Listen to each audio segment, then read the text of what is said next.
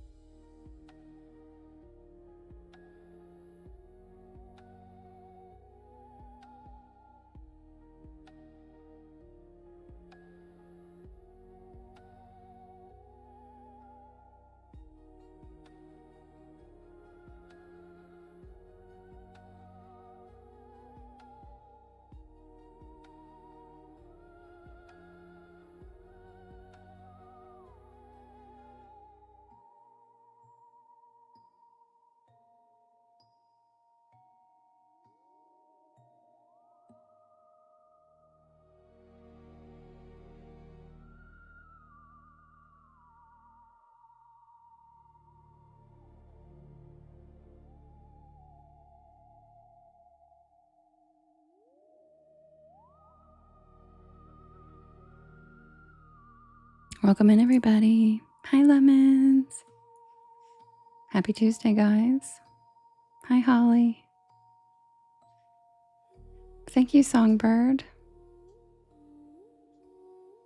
Hi, Linda. Hi, Emily. Welcome in, everybody. If you guys could do me a big favor, could you hit that share arrow in the bottom right-hand corner? There's a little yellow circle with two arrows chasing each other. This says repost. And that puts my live into your friends' FYPs. And it helps us grow this beautiful porch of ours.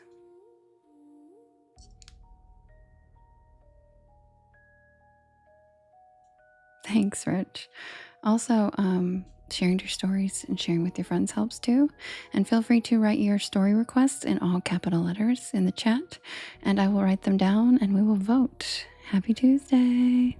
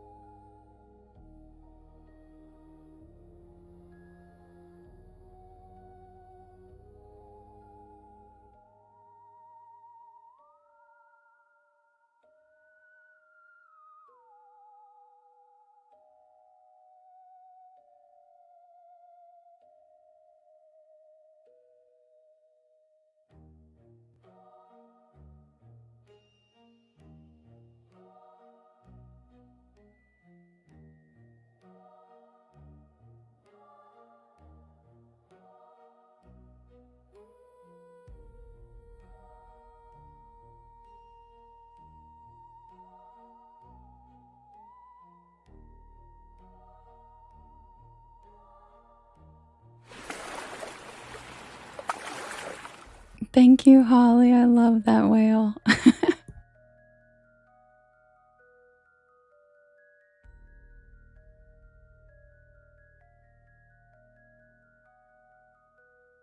Hi, Melody. Hi, Lorna. Hi, Lily. Hi, Justin. Hi, James. Welcome in, everybody. Happy Tuesday.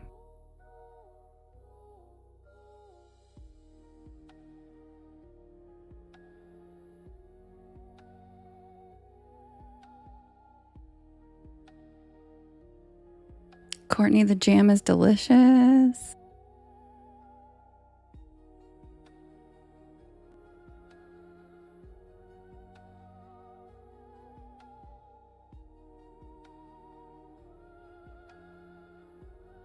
Thank you, Holly. Thanks for helping me with my gallery. I really appreciate it. Thank you.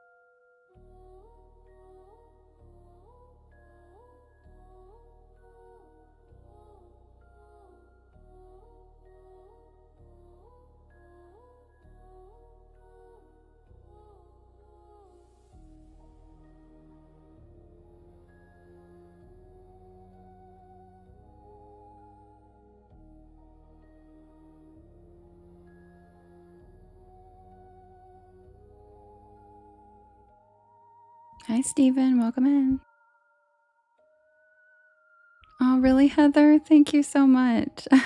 Which one's your favorite so far? Yes, the jam has been good.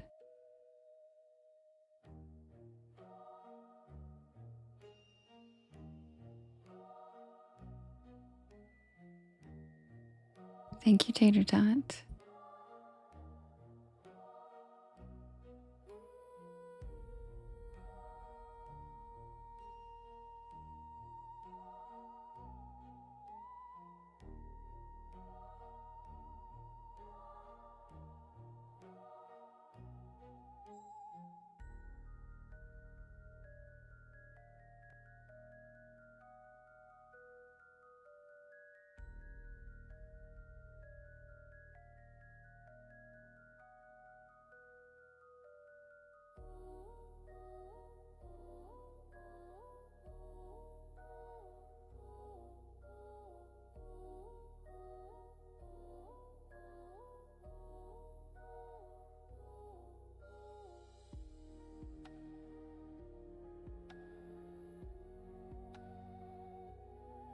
Hi, Possum.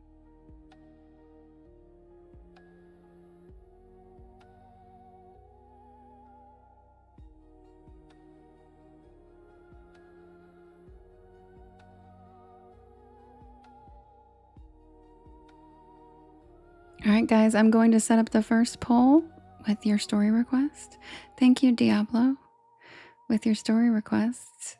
And wait, Diablo, is that you, Jade? Is that you? Is it Jade? I'm going to set up the first poll with your story requests so we can vote for the first story. And while I'm doing that, if you guys could do me a big favor, if you could just hit that share arrow in the bottom right hand corner, there's a little yellow circle with 2 arrows chasing each other that says repost. And that puts my live into your friends' FYPs and it helps us grow this beautiful porch of ours. Also, sharing with your friends and sharing to your stories helps too. And thank you for tapping. I'll be right back with the first poll. Happy Tuesday. I thought it was you, Jade. Hey, cutie.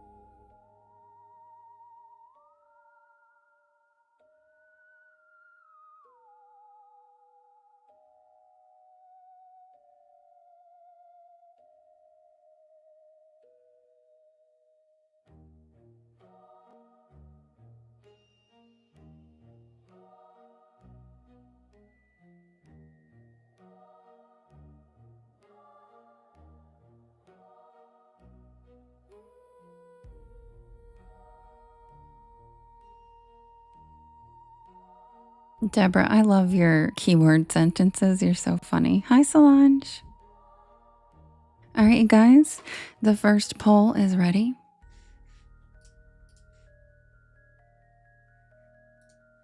Kiara, we vote for each story. So once we're done voting, then there'll be the first one. All right, guys, the first poll is ready. We have The Last American Vampire, which is the new story that premiered yesterday. We have Haint Blue. We have The Maintenance Man.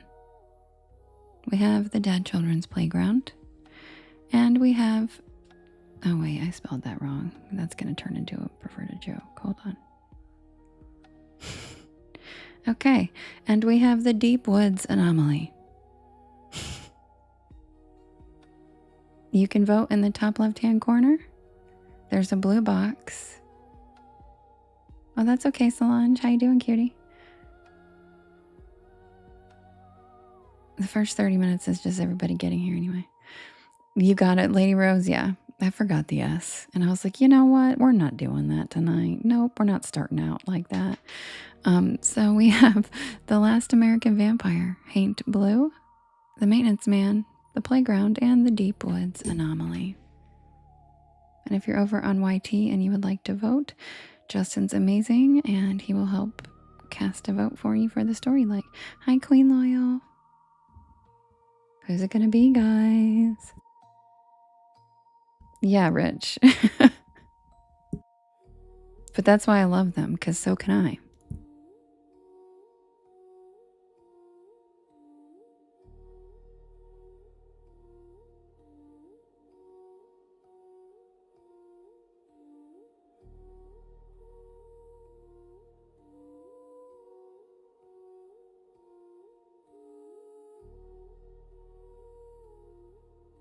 What kind of tea, Mamasaurus?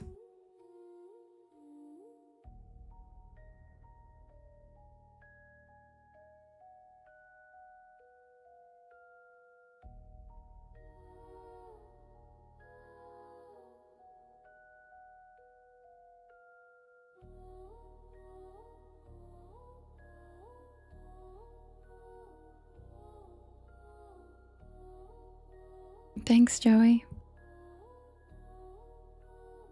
Well, guess what? You could, because my live recordings all go over on my YT channel automatically. So technically you could. And I use this background music for almost all my stories, except for like the Banshee and female ghost ones. So you could hear it whenever you want. Just subscribe to my YT.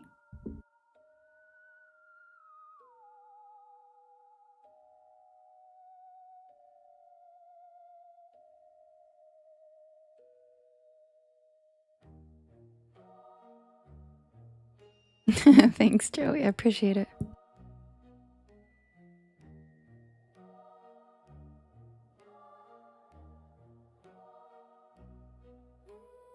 And the winner is The Last American Vampire. The new story. I'm going to get that one ready. And if you guys could do me a big favor, could you hit that share arrow in the bottom right hand corner?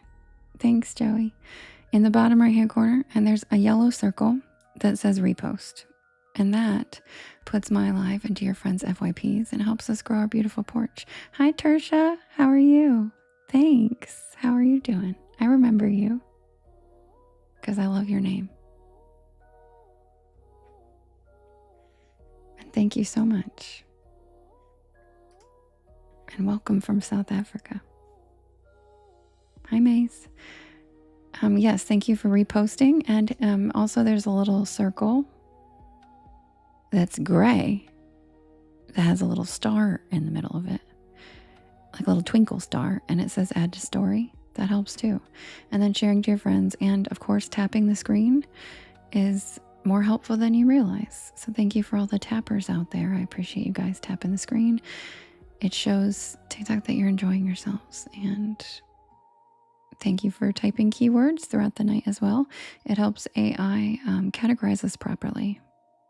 So things like supernatural and paranormal, ghost stories, Bigfoot, Mothman, Chupacabra, Jersey Devil. Hi, Ruth. How you feeling? How's your dad? All right, guys, I'll be right back with the tale of The Last American Vampire. Grab a beanbag chair, grab a hammock, sit back and relax, check out the shooting stars, and welcome to the porch. Oh, it's 4 a.m. there. Are you just waking up or you can't fall asleep, Tersha? Hi, Prince Hairflip.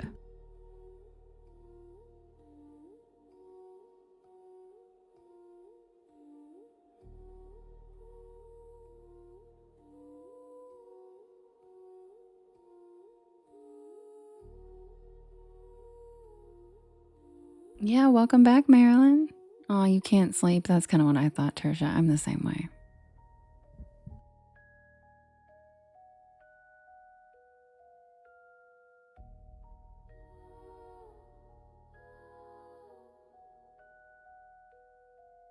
Well, I hope I can help you sleep. Joey, yeah, I do. And I was streaming over there, but literally there was no one in there except Justin, my moderator. So I stopped streaming over there. Because I found out they prioritize it. The algorithm doesn't even push you out. It's based just purely on followers, and that's it. So, like, I'm just, you know what I mean? You don't even get pushed out. So there's really no point. I don't like the way their algorithm works, but I tried for a couple months.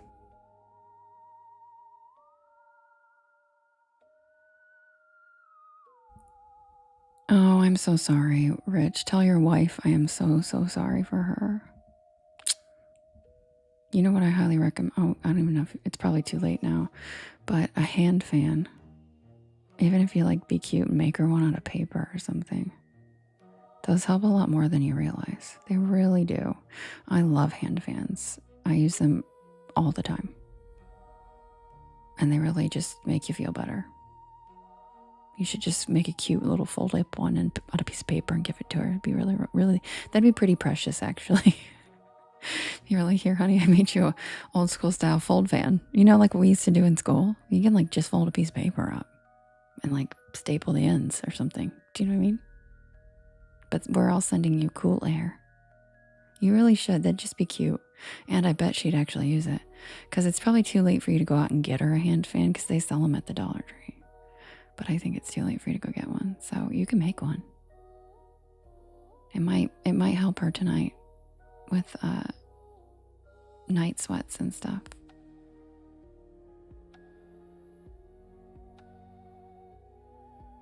Oh, user, I'm so sorry to hear that. Everybody send prayers to user KG over here on YT. Their father got a lung transplant and they gave him an infected lung. So please send all of your good energy towards them. Sorry to hear that. All right, guys, grab a beanbag chair, grab a hammock, and I'll be right back with the next story. And Rachel, thank you so much for your birthday gift. You're so sweet. You're such a kind person. Oh my God, it's 110. Ooh.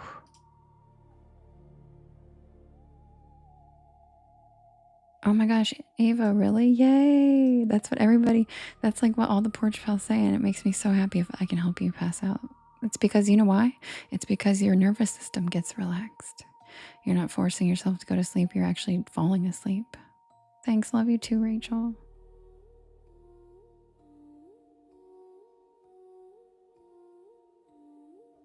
Deborah, that's a cute one.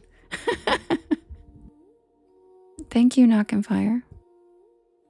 Yeah, I'm telling you, Ava, it's a nervous system thing. Once you start to level your nervous system and you come here more often and like you start to practice and learn how to do it, you know, it'll become such a constant state for you that you won't want to not have a regulated nervous system. Does that make sense? You'll start to notice more when your nervous system is not regulated, and it'll start to be like, nope, I got to prioritize this, because you sleep better, you have more energy in the daytime. It's a whole life-changing thing, I swear. And you can also regulate it by like putting your feet or hands on the ground, like grounding. But I'm so happy I can help you, Ava. I'm so glad. Welcome, Kelly. Grab a beanbag chair, girl. Oh, thank you, Kiara. I appreciate that. Really, Solange? Oh, I'm sorry to hear that you slept like crap the nights you weren't here, but I'm also glad I can help. Hashimoto's one of my best friends has that too. I'm sorry to hear that. She's really struggled with it. She comes in sometimes, actually. She's who I'm going to see in Lake Tahoe next month for my birthday. Her name's Taylor. She's my bestie. Oh, Solange, you're so sweet. Well, and here's the thing. If you do have to miss a night for some reason, the lives are on my YT channel. It's not exactly the same thing, but you could just press play and pretend. You know what I mean? Or you could go to my bedtime stories playlist, yeah, and just hit play, shuffle, and then there's no talking at all. It's just straight stories. You know what I mean? But I'm glad you're back. And I'm glad you changed your name back so I can see you in the chat. By the way, guys, if I constantly miss your comments in the chat, just know the chat goes really fast, and it's probably because you have a very simple, plain or lowercase name, or you don't have an orange heart pal next to your name, and they're harder to see. It's literally nothing personal, and I'm never ignoring anybody. But ask Solange. Last night she was like, Devin doesn't love me anymore, and I was like, girl, I can't see your screen name. It was all lowercase. It was all one, like a sentence in one word. And it just like did not show up. And she used to be Solange with like 6 hearts, right? So I told her, girl, if you change it back, I'll see you. And I see her. Every comment she's made, I see her.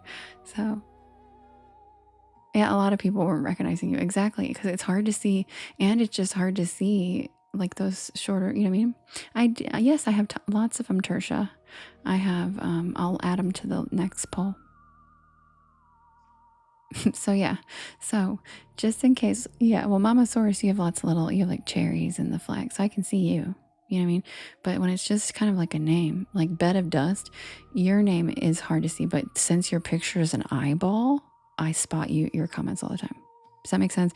It's literally nothing personal with people. It's like just the visual of the chat going so fast. I try to catch them while I'm reading, and the ones, it's very difficult to read and read the chat. So the ones that have more standout names are easier for me to catch when I'm glancing over. Does that make sense? So I am never ignoring you guys or anything like that. It's just I am reading and reading at the same time, and the names that stand out are just easier for me to catch when I glance over. That's literally it.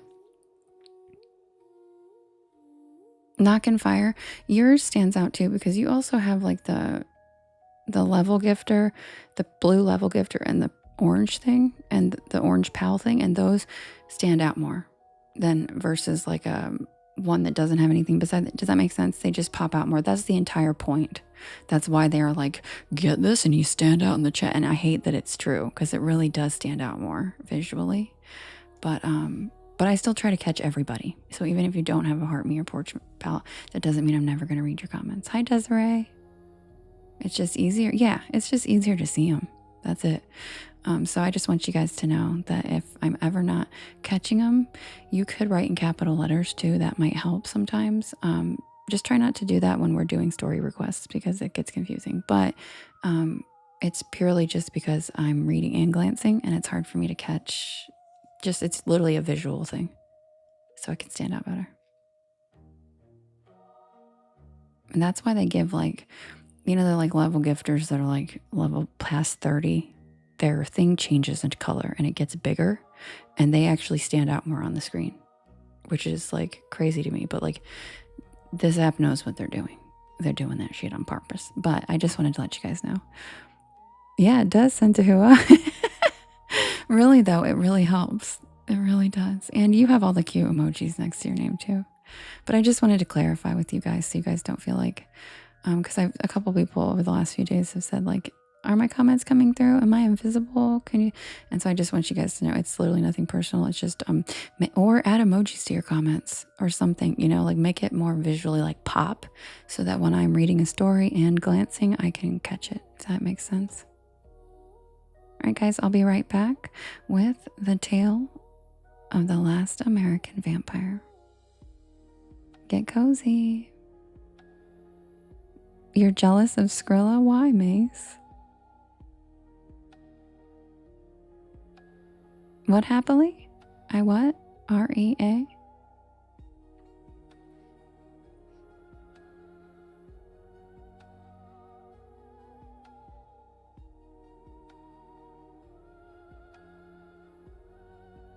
Oh, mama. Yeah, I didn't even see the tea. Damn it. See? See, I didn't even see what kind of tea was it. I'm sorry. Yeah, just put it in capital letters. Am I ready for the buck moon? Yes, I am. I'm always ready for the full moon. Oh, there we go. Chamomile, honey. And with all my teas, I always add a cough drop. Oh my God, I can't wait to see it, Rachel. Holy shit. I'm going to check after this. Let me write it down. It's a full moon tomorrow, Robin. Hi, Linda.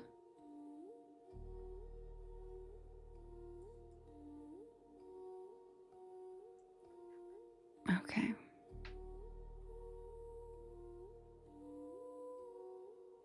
Hi, Catherine. It looks cute. I'm so glad. Yay. Ava, you just became a super fan. Thank you so much. Thank you so much. Is it the most powerful? I feel like they say that all the time. They just said this last one was like the most powerful moon of ever or something. You know, it's like, I think nowadays social media is just kind of, you know what I mean? Unless every single thing we've had astrologically in the last 2 years has been the biggest fucking shit ever. Do you know what I mean? Because I feel like they just say that all the time now. It's always some like, because they want the clicks. It's because if you think about it, every person who's a content creator is trying to get you to pay attention to their content. So they're going to, and every full moon is an opportunity to get new people who are checking it out. So they're going to be like, this is going to be the craziest full moon for you witches in the last decade, right? And there might be something special about this moon that I'm not familiar with, but I feel like every single month I hear someone saying that about something. It's like, damn, I'm sick of going through the most epic shit of the decade every month. Like, maybe we could chill on that and just have some normalcy. Be awesome. Oh, you're not late. Don't worry. I'm about to start the first story. You're right on time. Oh, your kitty just heard my voice and you can hear him going on the stairs. Wait, or is Lupo your dog? I love animals and I love that animals love me. But yeah, I'll have to look up whether the moon is some big deal.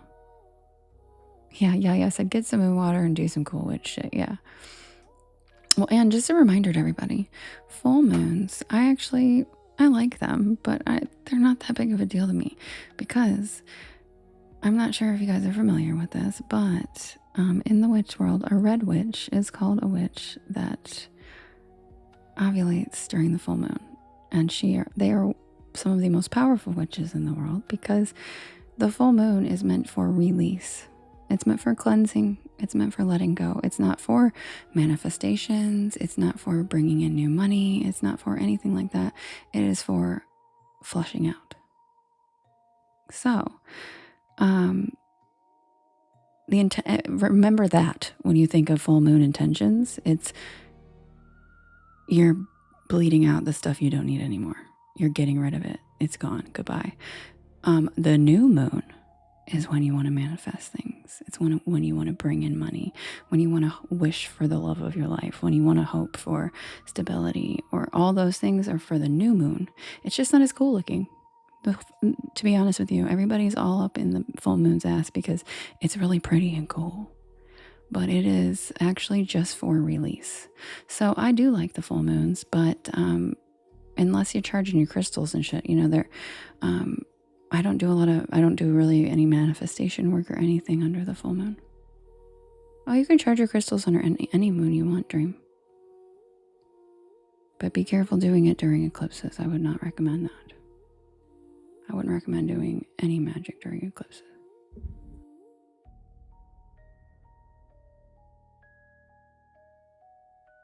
Oh, Solange, me. Everyone I know. It's like the lazy witch's hack. It's like, I'll just throw this fucking case in the moon. It'll be cool. Then it's all moon water. I do it all the time. Plus, I always leave the case in the back of my car sometimes for like a day. And I'm like, well, it was chilling in the full moon last night. Right at my window. Perfect.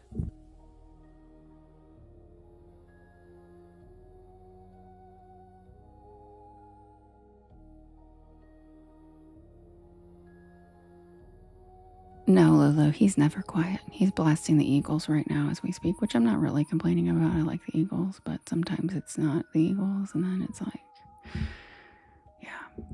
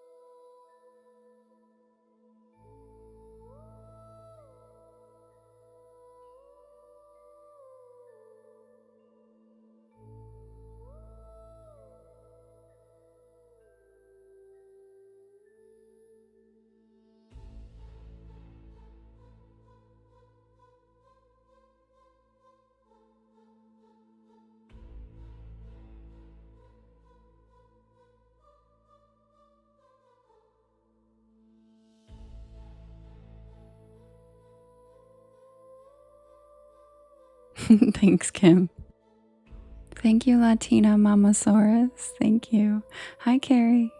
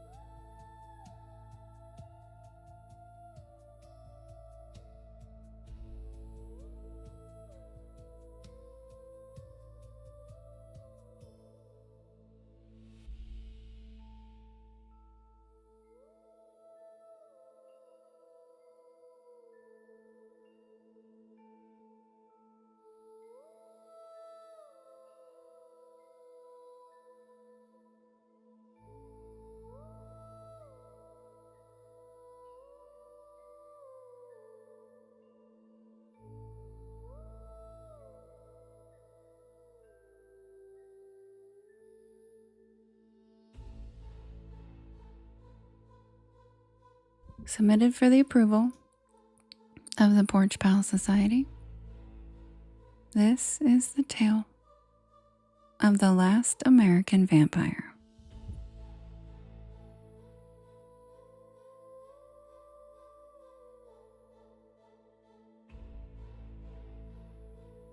Wait, Mace, did you ever say why you're jealous of Skrilla?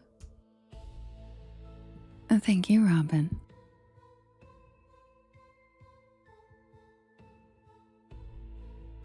I know, Ava, vampire are a lot of Porch Pals things, and I didn't have enough vampire stories for them, so I figured I'd add one. Hi, Riverman. Hi, Millie. Also, guys, exciting news. Lisa, remember cute Scottish Lisa that we love? She will be going live after me again this evening if you guys are interested in joining like last time.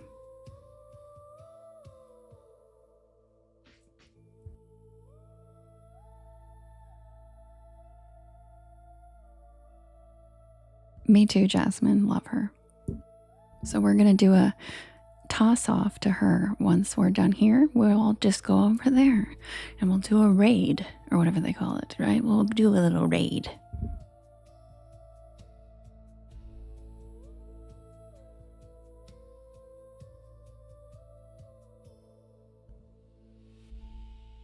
Submitted for the approval of the Porch Pal Society. This is the tale of the last American vampire. We really do, Kim. We really do. I love it, though. It's women supporting women, you know?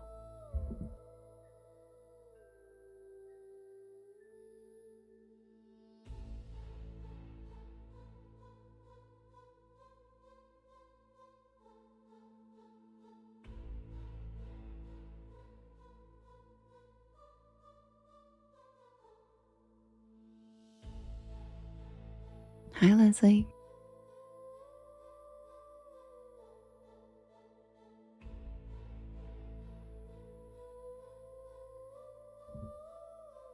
Gather around the fire, pull your blankets tight, and listen closely to tonight's tale. It carries a chill from a time not so long ago. A time when the shadows at the edge of the woods held unexplained terrors. that turned uneducated people towards cruelty and hysteria. Before we had antibiotics, before we understood the invisible microscopic world of bacteria, humanity was at the constant mercy of sudden, inexplicable death. Thank you, Jasmine. I really appreciate that. I just pinned Lisa's name, guys. And when uneducated people are terrified, when they watch the ones they love wither away before their very eyes, sadly, they don't tend to look to science for answers. They tend to look to evil forces or conspiracies. That's okay, Lorna. We love you. And yeah, if you can catch her other one earlier, you have no. This is for people who miss her earlier daytime one. So don't even worry. This is for the night owl people. Anything that they can concoct to make sense of something that they just don't understand. And that's exactly what happened in New England in the late 1800s.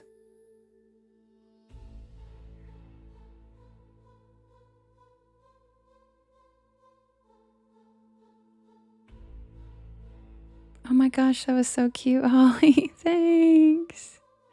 Thank you.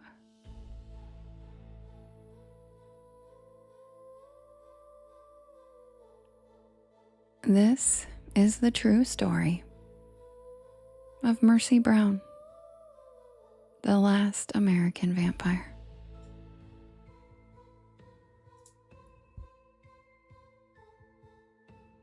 It said chop chop first.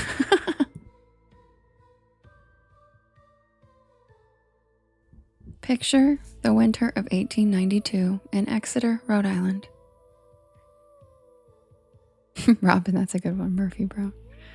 It's a harsh, unforgiving landscape, and frost coats the bare branches and the earth is frozen solid.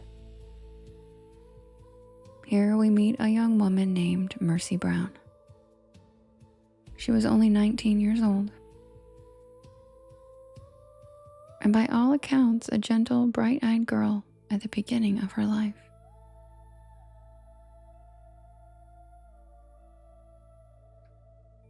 She was the kind of person whose laughter brought warmth to a cold New England farmhouse. But a shadow had fallen over the Brown family. A relentless, invisible stalker called consumption. Today, we know it as tuberculosis. But back then, they didn't know about airborne pathogens. All they knew was the horrifying reality of what the disease did to their loved ones.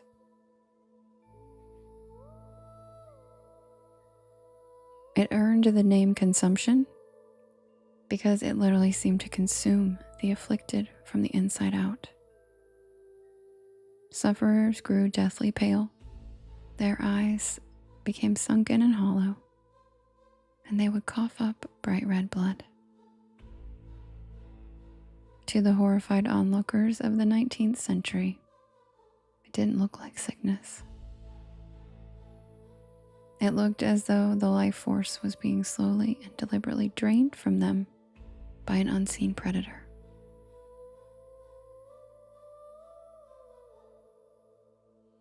The tragedy began years earlier.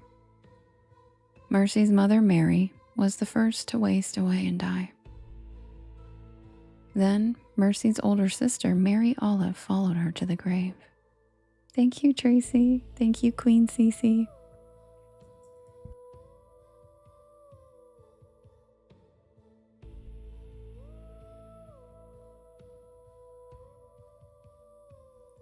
By 1891, the shadow fell on Mercy's brother, Edwin, a strong, strapping young man who suddenly began to wither away.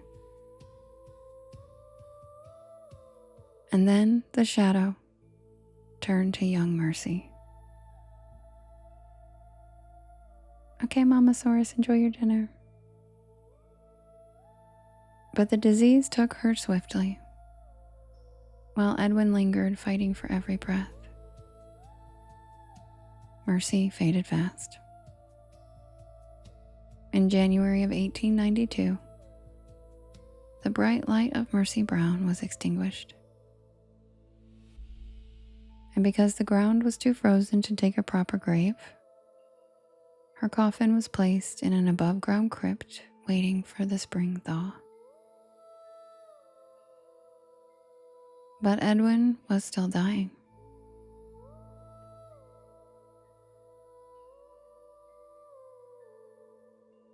And as his condition worsened, a chilling whisper began to spread through the small, desperate town of Exeter. The neighbors looked at the grieving father, George Brown, and planted a terrifying seed of doubt. Why was George's family dying?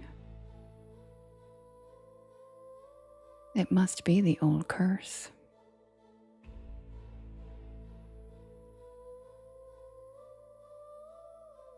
When a dead family member feeds on the living, one of them is a vampire.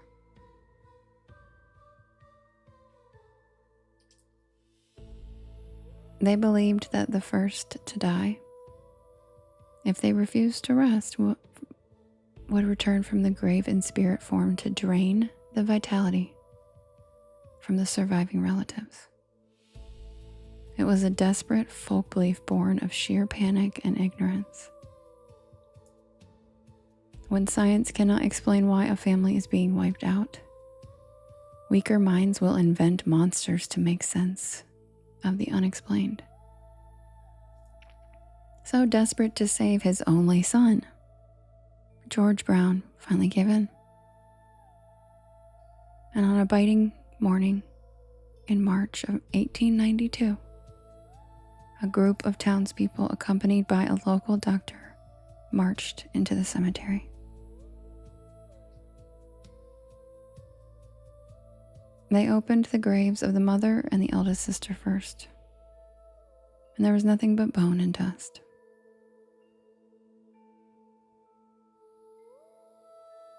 Then they pried open the crypt holding 19-year-old Mercy. Gasps echoed through the freezing air. Mercy did not look like a decaying corpse. Her body had slightly shifted in the coffin, and her skin was relatively flushed still. And when the doctor, trembling, cut into her chest, he found liquid blood in her heart. A vampire, the townspeople declared. But what they didn't understand was what the desperate, terrified minds of the 19th century just couldn't comprehend was that the natural science that follows death. Mercy had been dead for barely 2 months. Yeah. Stored in an above-ground crypt during the freezing New England winter. The cold had acted as an icebox, perfectly preserving her remains. The shifting of her body was merely the natural process of decomposition and bloating. But a lack of knowledge mixed with fear is a powerful blinding force. And right there in the cemetery, they removed Mercy's heart and liver. They placed her organs on a nearby rock and they set them ablaze. The smoke drifted into the winter sky, carrying the remains of the innocent girl.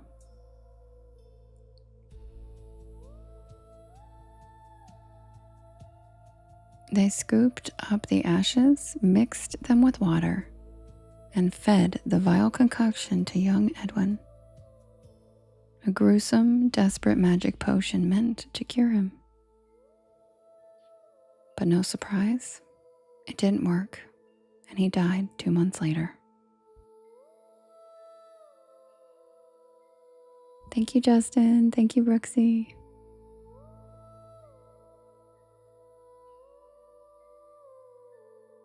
The story of Mercy Brown is a haunting campfire tale.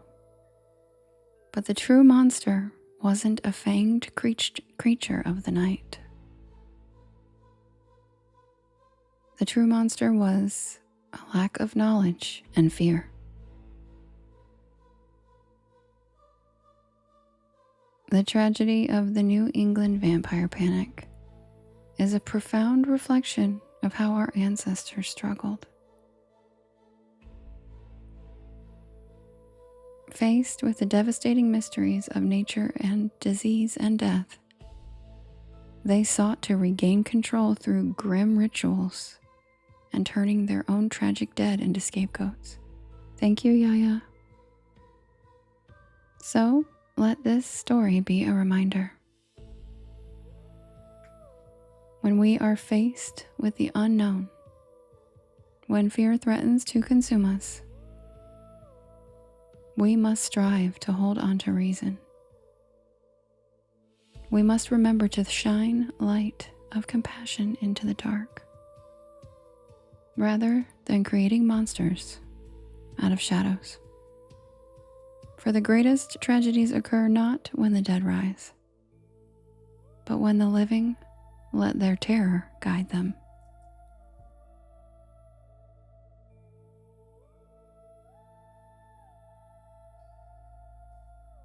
And that's the tale of the last American vampire.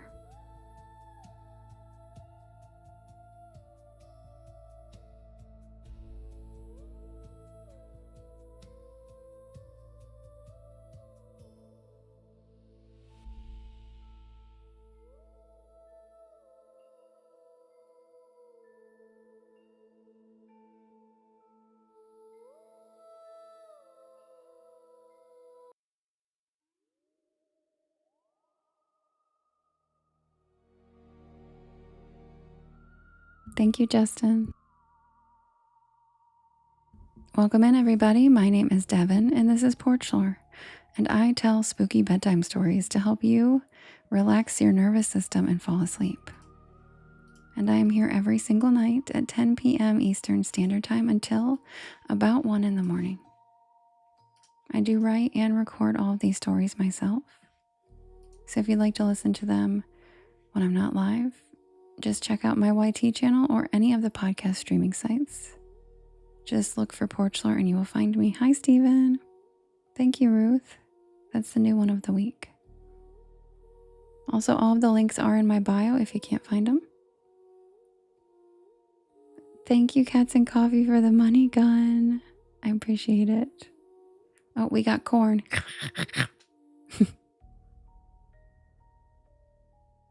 Team vampire or wolf? What do you mean? Neither. I'm Team Mothman. I'm Team Zaddy.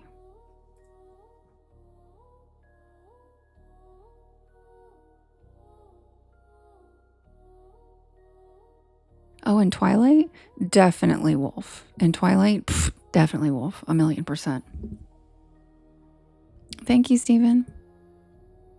Team Spicy, yeah. In Twilight, definitely not Pattison. Yeah, like hello? An indigenous hot-ass wolf versus a scrawny, pale, whiny vampire? Hard pass on the vampire. Give me that indigenous wolf, please. Thank you.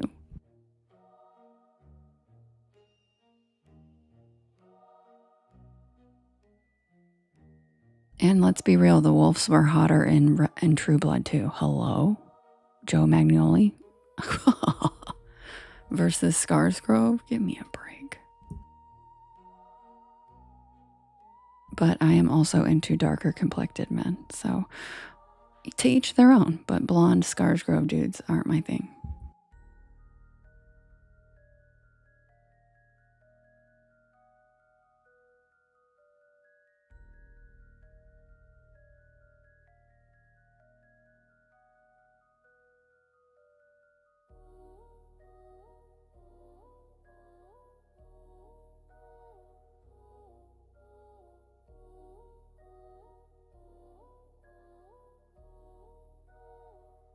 But again, I'd just like to clarify, I'll take Zaddy over any of them. You want to know why? A million reasons, but first of all, have you seen his body? Second of all, he can fly. None of these other motherfuckers can fly. Zaddy could literally be like, you want to go to Paris? Let's go, baby. And there we are. He can fly. He can just scoop me up and carry me. Fly me around wherever I want. Yeah, flight is a game changer. Thank you, Rich. Yep. Nobody else can fly. Except where the Jersey Devil can, but he's creepy. Zaddy's hot, so come on. Yep, just scoop me right up, Deborah. Just scoop. Hi, Yanni. There's Christina. She knows Zaddy right there. Boom. Boom. Zaddy's Mothman. Yeah. Hi, Christina. Guys, it's Christina. Say hi to one of my besties from high school and still today. Hi, Yanni. Having a good week? What are you doing? And I call her Yanni. Don't ask. What are you doing? I love you.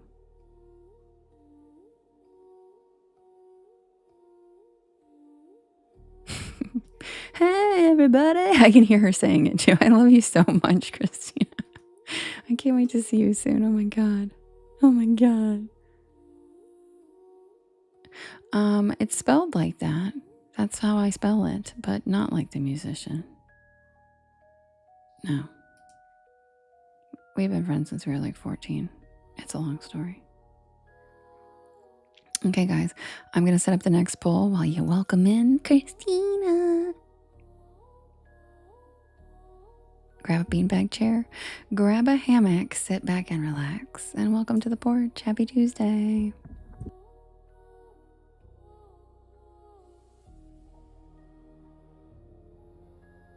You found a CD that I drew on? Oh my God. So many people have been finding those. I was just thinking about it the other day and I was like, I wonder where my CD packs are. Because I think Francis had them or somebody. I don't even think I have them, but I would love to see it. Send me a picture. She also has, remember you have pictures of the sign I made on your parents' in your room at your parents' house, the mirror, right? I know, I love to doodle. You call it artwork, but I literally just doodle. But thank you, because you know what? The Porch Pals still love my artwork. It's a little different than what I used to draw on our mix CDs, but I have always been a bit of an artist. You still have the sign. I love that. You need to send me pictures. I'm sure I can find it in our convo, but I love that. God, what's on the CD? I bet you take the shit to trials on the CD. I bet you $1 million take that shit to trials on the CD.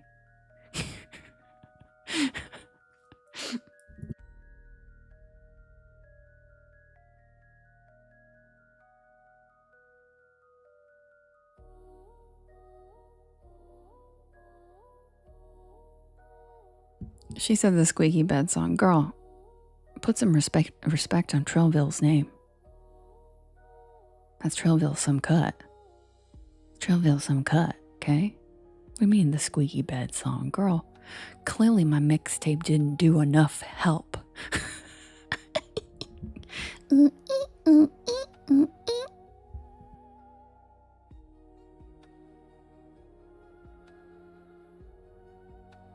What it is, ho? What's up? Give me your number, and I'll call, and I'll follow that ass in the mall. Take you home, let you juggle mop.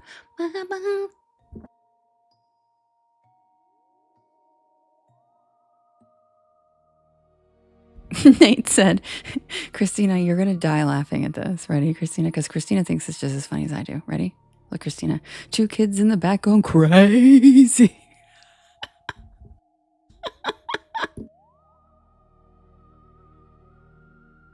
Definitely, Ava. Definitely. Hi, Mary. It's going crazy. Captain tying knots.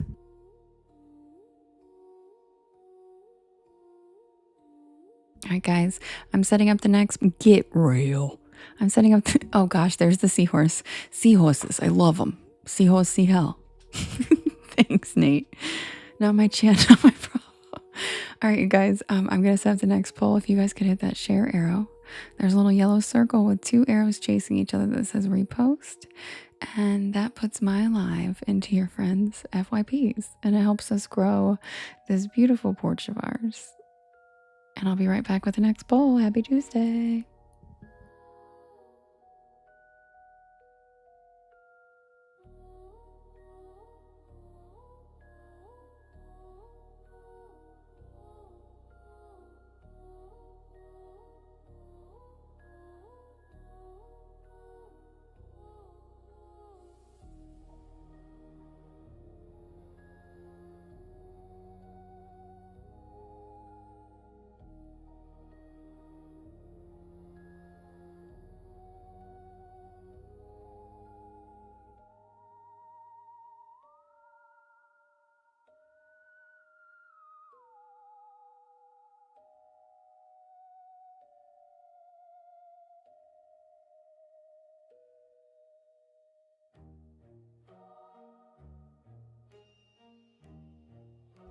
Okay, guys, the poll is ready.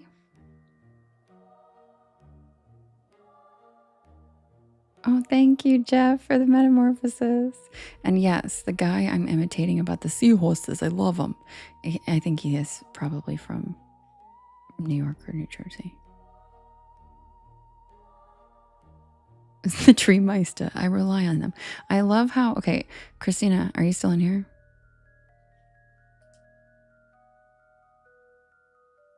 Are you still in here, Yanni? Anyway, I'm just going to say it. I love how Fairy Witch is a youngin'. Okay, Christina, Fairy Witch is a tween. She comes in every night. She's a tween. And I feel very cool that she likes us, okay? And I got her to watch it. And she's just like, she's literally probably around the same age we watched it. And she thinks it's so funny. And I'm like, that a girl. So I'm passing it on to the Utes. Passing it on to the Utes. And now she quotes it all the time. See, she said it literally is. And it makes me, I feel like, I don't know, a proud aunt or something. I'm like, hell yeah. Because that's about the age that we've discovered it. We were like, this is ridiculous. Yes, we must carry on the legacy, Lacey. Thank you, Jess, for the Prairie Cooper. He's so cute.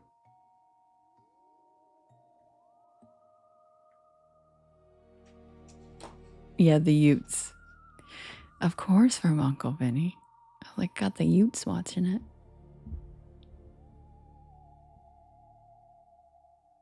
Wait, he's from Durham and went on the bus to Atlantic City one time in the 80s. Why did my brain think you... Never mind. I'm not even going to say it.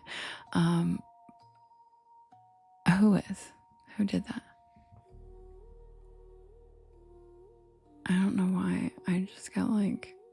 Why does my brain translate everything into rap? I swear I have like a... I think it needs to be studied. Because I thought he said Magic City. And the first thing that came to my mind was, I remember Magic City before the remake. I can't.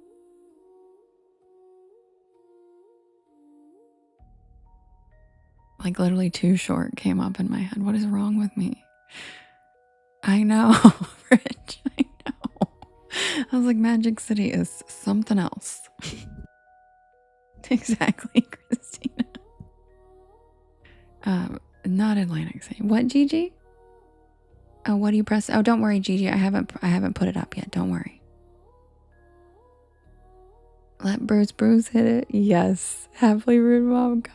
Like 2 shots ahead, Bruce hit it. Okay. Enough of that. I don't know why my brain literally thought he said Magic City. I read it, Magic City, and then my brain thought Too Short, and then I looked back at it. Look back at it. That's terrible. Anyway, so I looked back at the comment, and he said Atlantic City. Like, what's my favorite word? Why they gotta say it like... I love when he says, can't hang with the big dogs, stay on the porch. Except for we should say, you can hang with the big dogs, come to the porch. You want to hang with the big dogs, come to the porch. You're really short, Gigi? I love that. Too Short is the name of a rapper, and he was pretty short too. Rachel, you don't know who Too Short is? What do you mean? What do you mean? Insert Jennifer Lawrence eating hot. What do you mean? What do you mean? Oh, girl. Oh, girl, I can't wait to introduce you to the Too Short. Really? What's my favorite word? Biatch. Why they gotta say it like Sean? No, they can't play in my court. Can't hang with the big dogs on the porch. Okay. The poll is the Phantom Ride, the Marshlight, the Maintenance Man, the Dead Children's Playground, and the Water Babies. Justin said, wait, keep going. You can vote in the top left-hand corner. That's so funny, Raver Jax. That is so funny. Stop it. I love that. God, I love a nerdy joke. I love that. What's my favorite bird? Finch. And Christina will know how much I love that joke because I love birds. That is hilarious. Best joke I've heard in a while. Like, way to make a Too Short joke into a bird joke. That is bravo. Bravo. Yeah, Christina said incredible. I'm telling you, the Porch Pals are funny and witty. Y'all are funny as hell. What's my favorite bird? Finch. That's, oh, I'm saying that. Raver said I'll be here all night. That's a prime joke.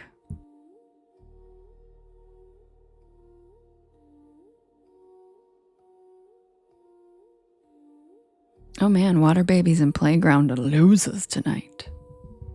No votes. Yeah, savage, like you said.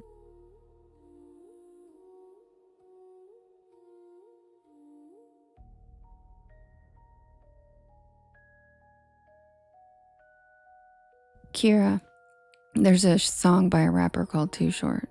And in it, he says, what's my favorite word? Biatch. Okay. And that's what he says. Because he thinks he coined saying it that way. Biatch. He's like actually the first rapper that ever said biatch. So that's why he says, well, they got to say it like short. Right. So we were talking about that and they just made a bird joke. And they said, what's my favorite bird? Finch. Because a finch is a kind of bird, you know? No, you're not slow. If you don't know the song, how would you know? Not slow at all. Yeah, isn't it a cute joke? I think I'm like birds and Too Short together. Great joke. Hi, Doe. Hi, Doe guy. How you doing? So yeah, that's my new joke. That's my new joke for sure. Angel. Hi, Angel. Yeah. What's my favorite bird? Finch. I'm good. We just heard a really funny bird joke that was like a play on Too Short lyrics. It was very silly.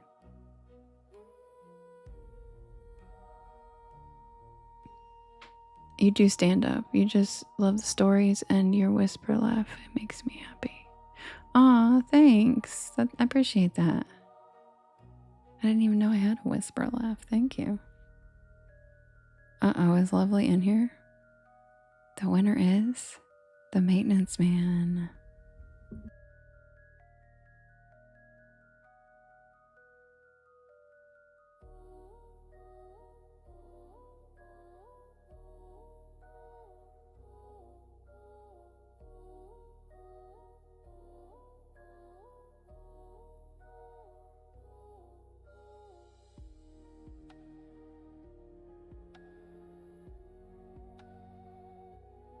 No, I'm sure Merlin will come say hi. I don't know, Rich. Who knows?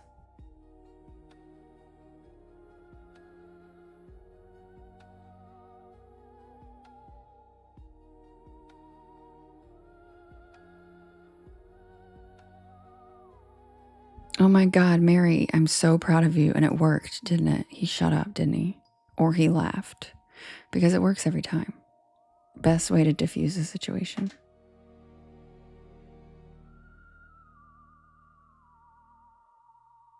Oh, really? There's a song called Candy Store from Heather's the Musical, and one of the lyrics is "Listen up, biatch." Yeah, if you look it up, Too Short, Too Short, was like, I guess, the first rapper, supposedly the first person to ever say that in a song, and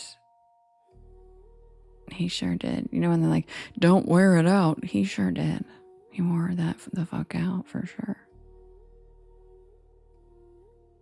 Justin has a situation in the comments. Uh-oh.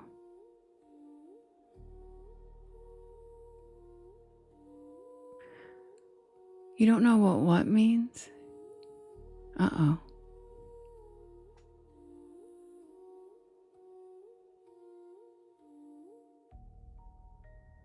Uh-oh, what does Justin not know? I'm scrolling.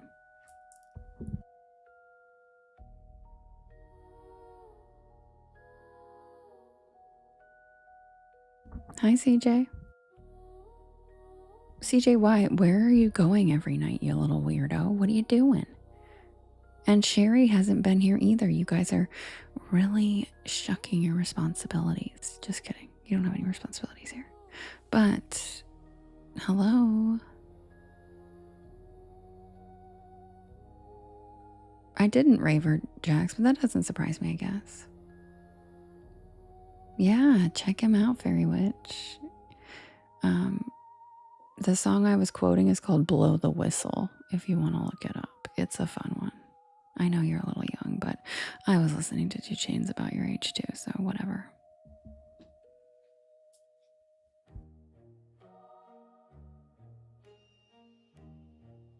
Thanks, Carson. Okay, I don't know what the situation in the comments is with Justin, but Justin, are you okay? Let me know if you need help. Reverend, I did not. Yeah, shirking, Megan. That's the word. That's the word I was looking for. Shirking. I said shucking, like corn. Because it made sense at the time. I was like, what's the word? Shucking? Shucking. Like corn. You shuck that shit right off. Your responsibility is off.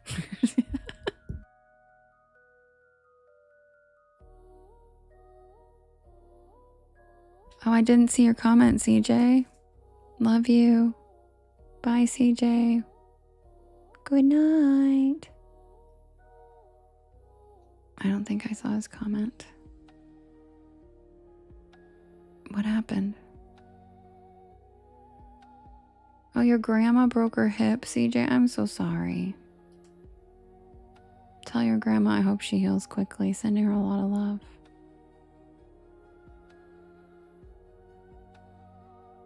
We love you, CJ.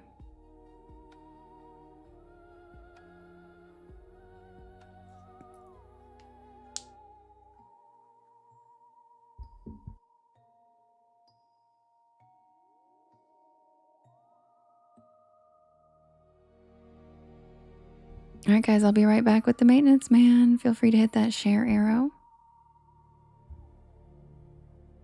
and the repost, the yellow circle, and I'll be right back.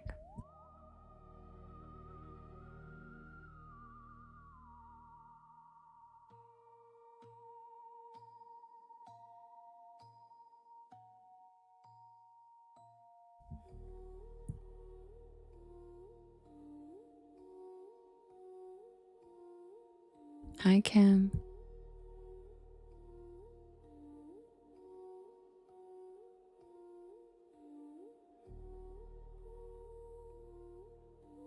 Did you, Rich? I love it.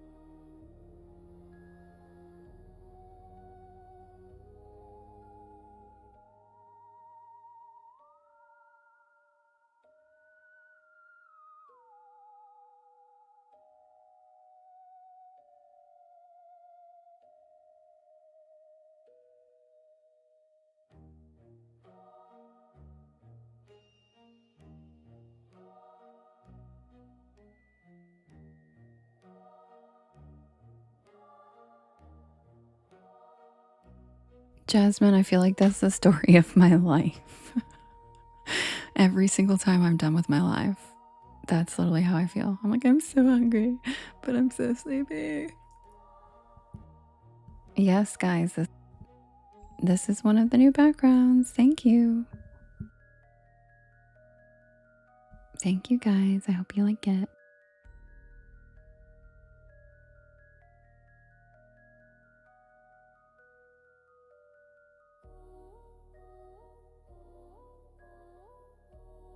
Literally, Raver, you're hilarious. Yeah.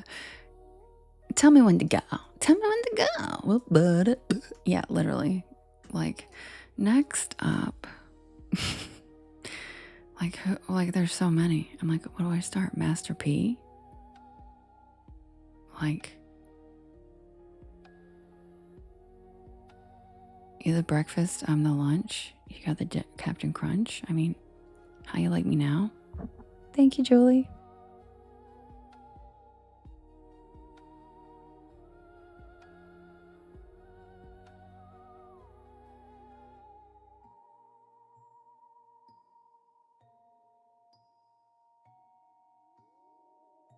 Really though, Raver.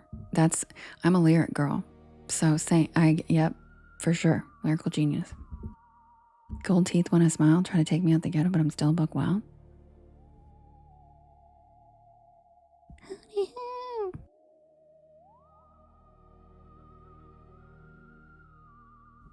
Yeah, Robin, when I was 13, I was that friend that was obsessed with the No Limit Soldiers. Literally, when I was 13. Why was I had no business listening to the No Limit Soldiers at 13, but I did. So I'm sharing that music with the 13-year-old that hangs out in here with us because it's a rite of passage. It's a rite of passage. Did it ruin me? No. Did I go pew pew people? No. But did I listen to it and did it make me feel invincible when I did? Yeah. Yeah. Rap music makes you feel invincible and confident. It's good for teen girls to listen to it.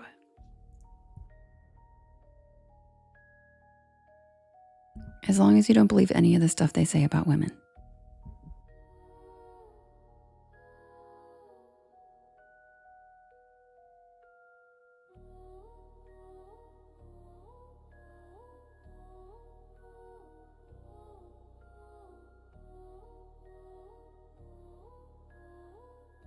Oh, yeah, you're not mean. I know. And sorry. Yeah, 14. Sorry. 14. And that's actually a big difference. 13 to 14 is a huge growth. That's a huge difference. I'm sorry. You're right. 13 is much more like when I was 14. Yeah. You're definitely old enough to be listening to this music then. 14's a whole nother ballgame. You about to be in high school. Oh, wait. Yeah, you're about to be in high school. Oh my God. Do you start high school in like a month? Holy shit, that's so exciting. Yeah, Meg. Yep. 13 and 14 are way different. I remember being it. I don't even have kids and I'm not a teacher, but I'll tell you right now, I remember the difference. I was a whole new person at 14 compared to my 13 self. Yeah. Like, that's the year. That's literally the year it happens. Mary, that's why I stopped. Mary, that's why I paused. And I was like, never mind. Just gonna leave it at that.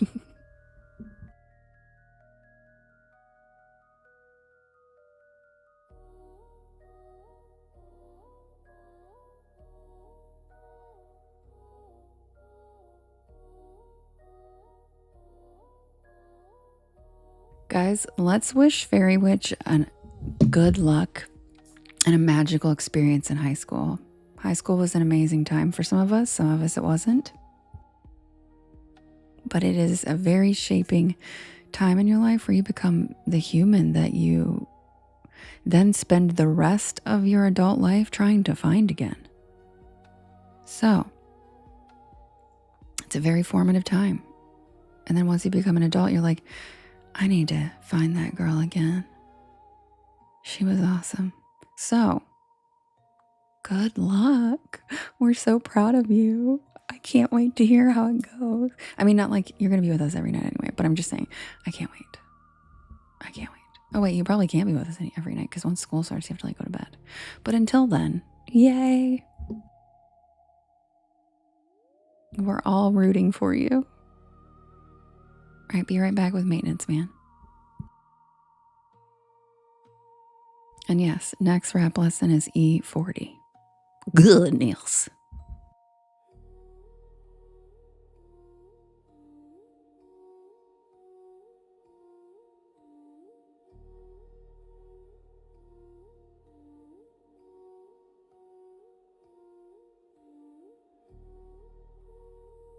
I don't know, GGY.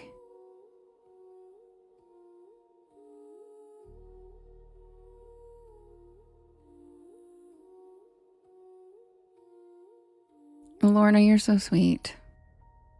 Lorna's like, I don't know any of this music, but I like listening to you guys chat. You're so sweet, right? Because you probably don't even know any of this music, do you, Lorna? I'm sorry.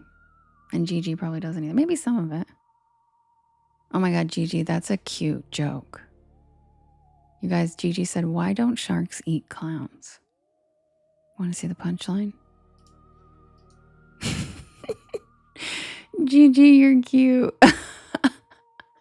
I love jokes like that. Because they taste funny. That's the simplest joke ever, but it's so cute. Me too. I like it just so cute.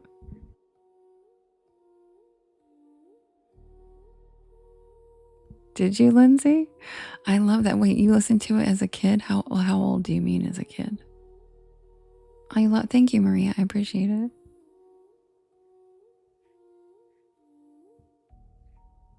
And Fairy Witch, Maria over here says, enjoy your high school years over here on YT.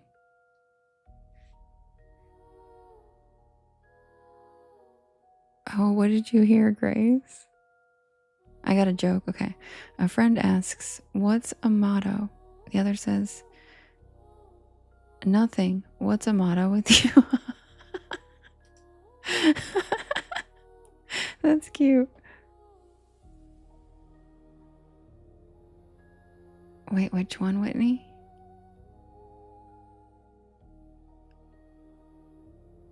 Which one's Whitney talking about?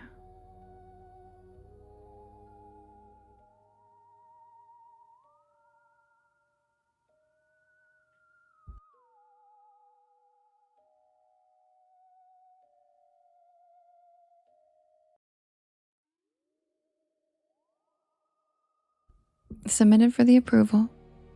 Oh yeah, I've seen the Heathers. Yeah. Submitted for the approval of the Porch Pal Society. This is the tale of the maintenance man.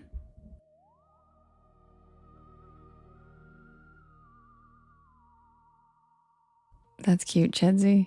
Chedsy said, let us all have a better day tomorrow. Chedsy, how's the puppers? How's the puppers sending you love? Oh, Lindsay says, how do you make a Kleenex dance? How? How, Lindsay?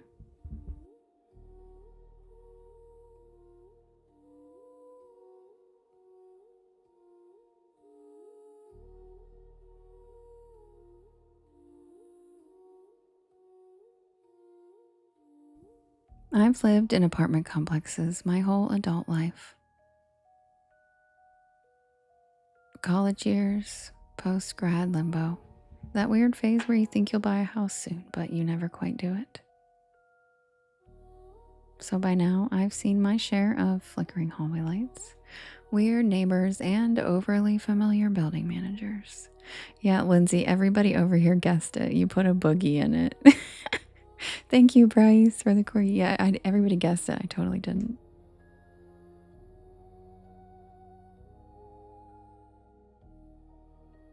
But nothing prepared me for what happened at Tower Hill Apartments.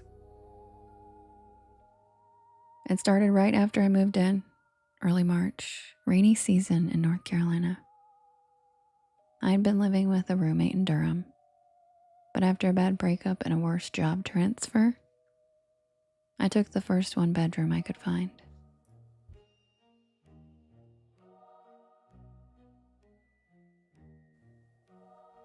That's so cute, Lindsay. I love that. Tower Hill was cheap and it had a decent view of a creek. And if you know me, I am obsessed with natural bodies of water. And it was only 15 minutes from my new office. The only catch was it was old. And not the charming old that I usually look for, no. This place was just the unmaintained kind of old.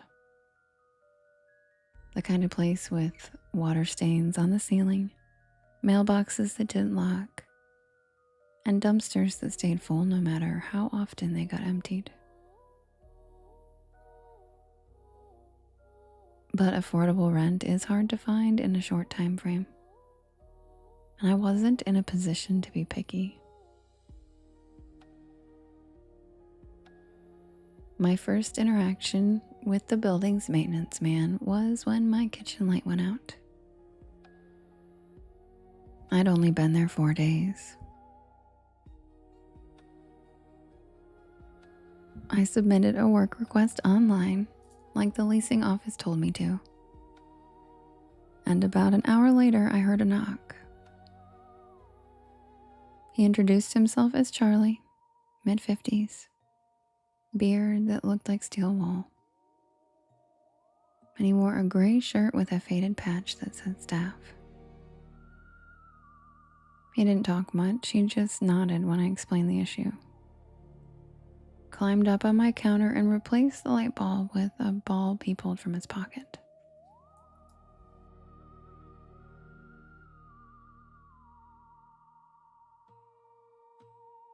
And that was the first time I noticed the smell. He reeked like rust and mold or something sharp. It wasn't really body odor, he smelled like metal or something. But I didn't say anything. He fixed the light, climbed off the counter, nodded at me, and left.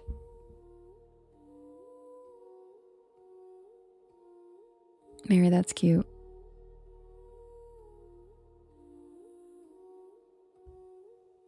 I saw him again 3 days later.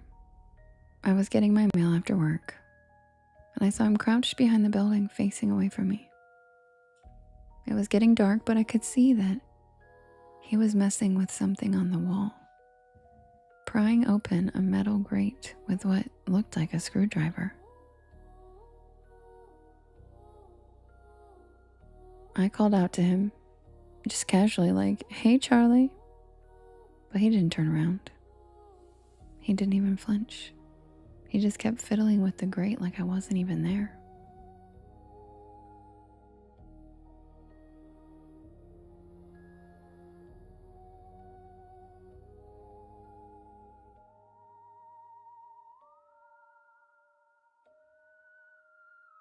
Okay, weird, but harmless, or so I thought.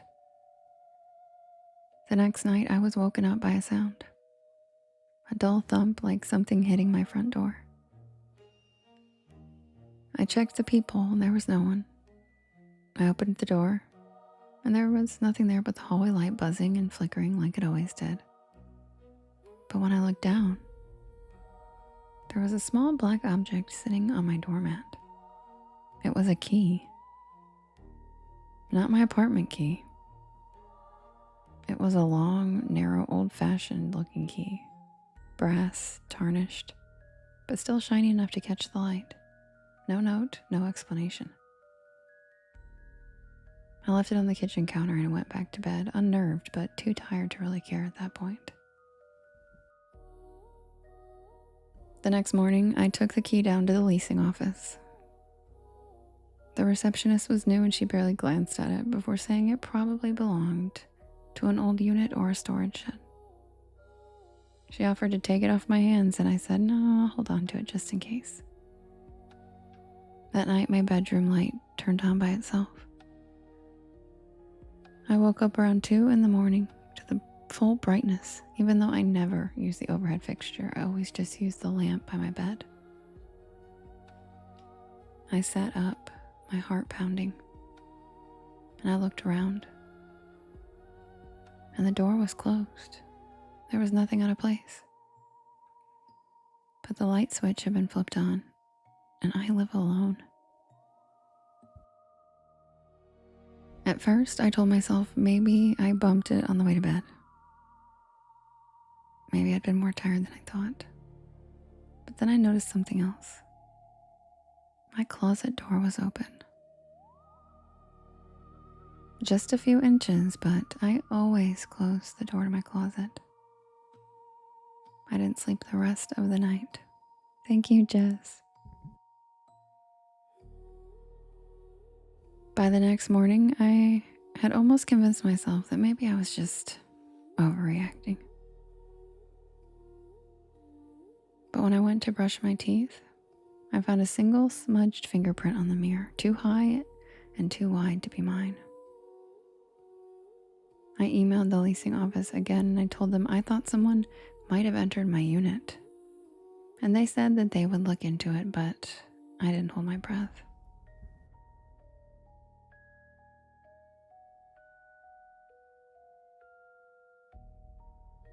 That Friday, I got home late, around 11:30. And I was walking up the stairs when I saw something strange. My apartment door was open, just wide enough to see the corner of my coffee table. Oh my God. I froze. I know I locked it. I'm OCD and I'm a woman who lives alone. I always double check. My keys with my mace keychain were in my hand. My heart was racing. I crept up to the door and I pushed it open slowly. The apartment was dark and quiet, but something was off. The air smelled different. Like that metal smell. My skin started to prickle with goosebumps, and that is my intuition, full body alert, telling me that something is wrong. So I quickly backed out of my apartment, shut the door, and I called the police from my car.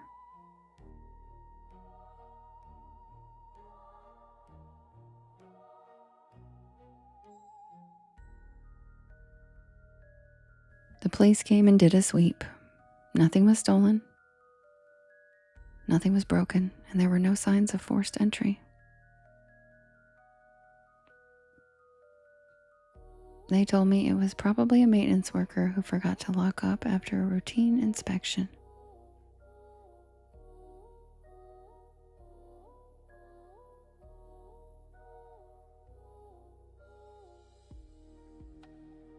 When I asked what inspection, they didn't really have an answer.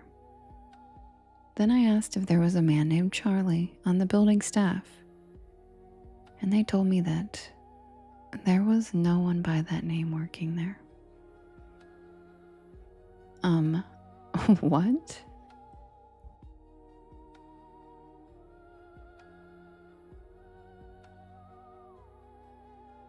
I didn't sleep that night. I didn't sleep much at all for the next week or so. And then the smell started showing up again. I'd walk into the bathroom and catch a whiff of that same moldy, coppery scent.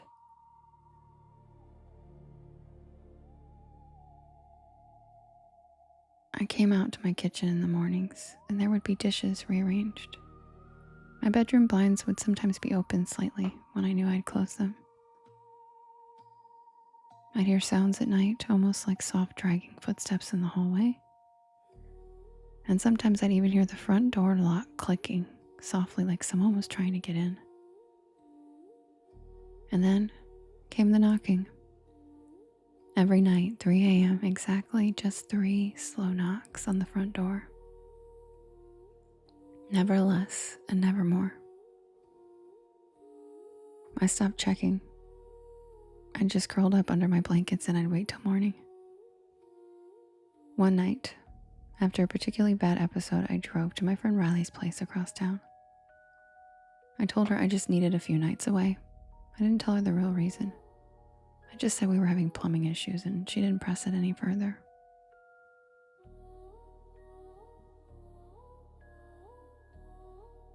That night at her place, I slept straight through the night. It was amazing. No knocking, no lights turning on, no smells. I stayed there for 3 glorious days. Then I finally broke down and told Riley what had been happening, and her jaw dropped. She told me that I was not safe, and that I should go grab some of my things from the apartment, come back and stay with her until we get this figured out. When I finally went back to the apartment to pick up some clothes and other belongings, there was something pinned to my door with a nail. It was a piece of paper, no envelope, folded once with my name scrawled in shaky handwriting on the front. Inside, thank you, Jennifer. Inside was a note. It read, "You shouldn't have left. You're not done yet." I opened the door, slowly holding my breath. The apartment was ice cold and quiet. I stepped inside and I found everything normal.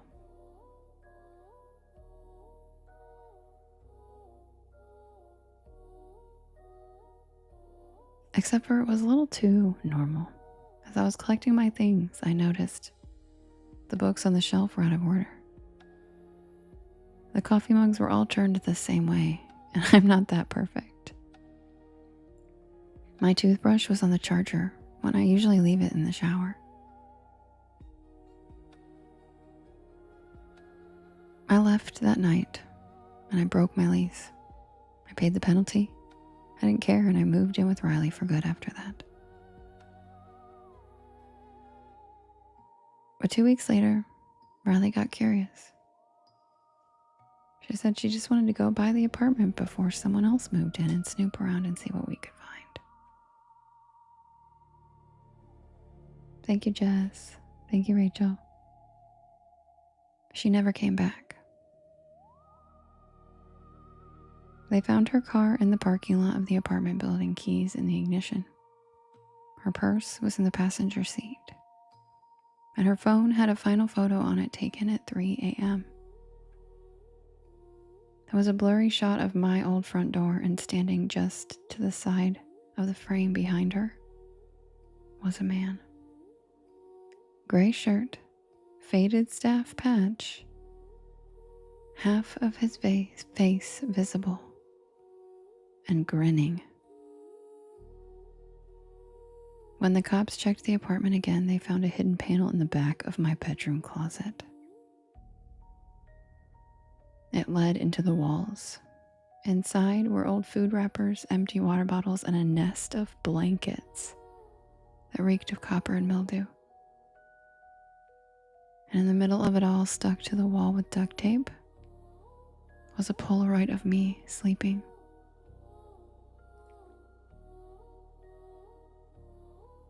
They never found Charlie, and they never found Riley. I moved out of town after that, and I never looked back.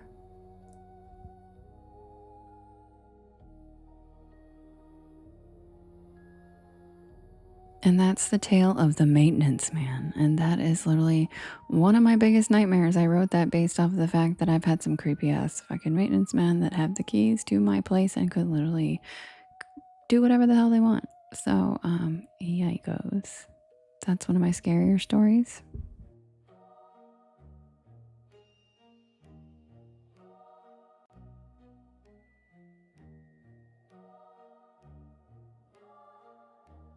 No, Robin, she wasn't found.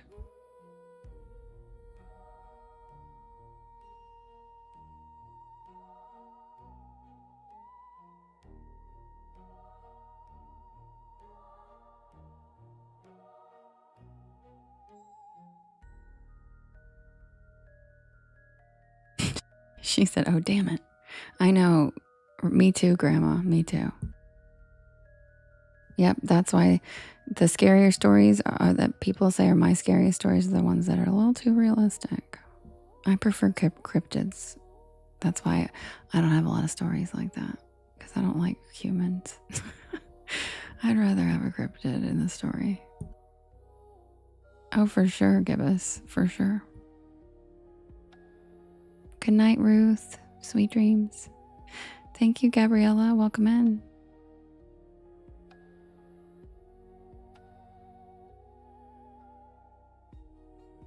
Yes, Cindy, that's what I was saying, is it's realistic.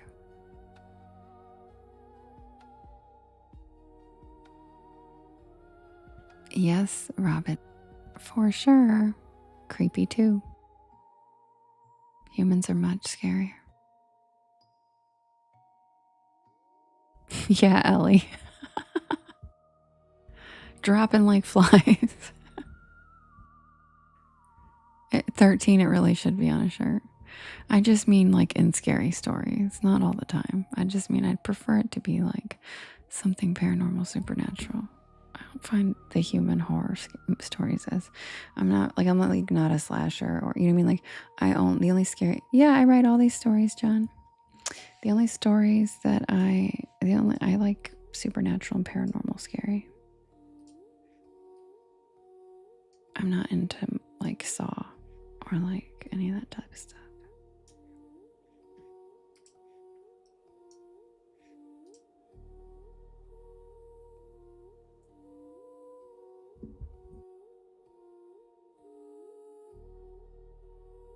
You can't what, Deborah?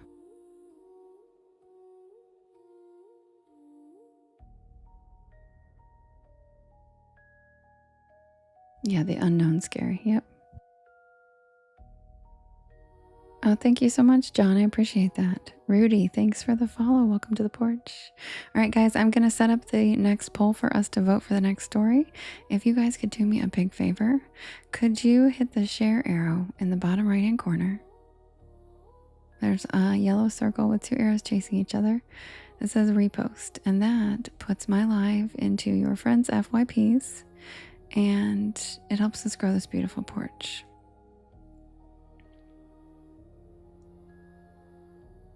Yeah, Gibby, is the scariest part of any emergency are the people. Literally. Also, sharing to your stories and sharing with your friends helps too. And thank you for all the taps. Thank you to all the people tapping tonight. I really appreciate it. And I'll be right back with the next poll. And if you are new here, welcome in. My name is Devin, and this is Porch Lore. And I tell spooky bedtime stories to help you relax your nervous system and fall asleep. And I'm here every single night at 10 p.m. Eastern Standard Time until about 1 in the morning. And I do write and record all of these stories myself. And you can listen to them whenever you would like on my YT channel, as well as all of the podcast streaming sites. Just look for Porch Lore and you'll find me. I also have all of the links in my bio. Oh my gosh, thank you. I love the stingray. Thanks, Holly. He's so cute. Ivan, thank you for the metamorphosis. Thank you for both of them. And Shells, thank you.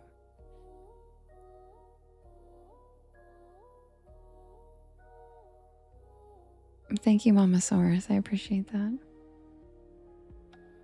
All right, you guys, I'm gonna set up the next poll and I'll be right back. Grab a beanbag chair, grab a hammock, sit back and relax, and welcome to the porch.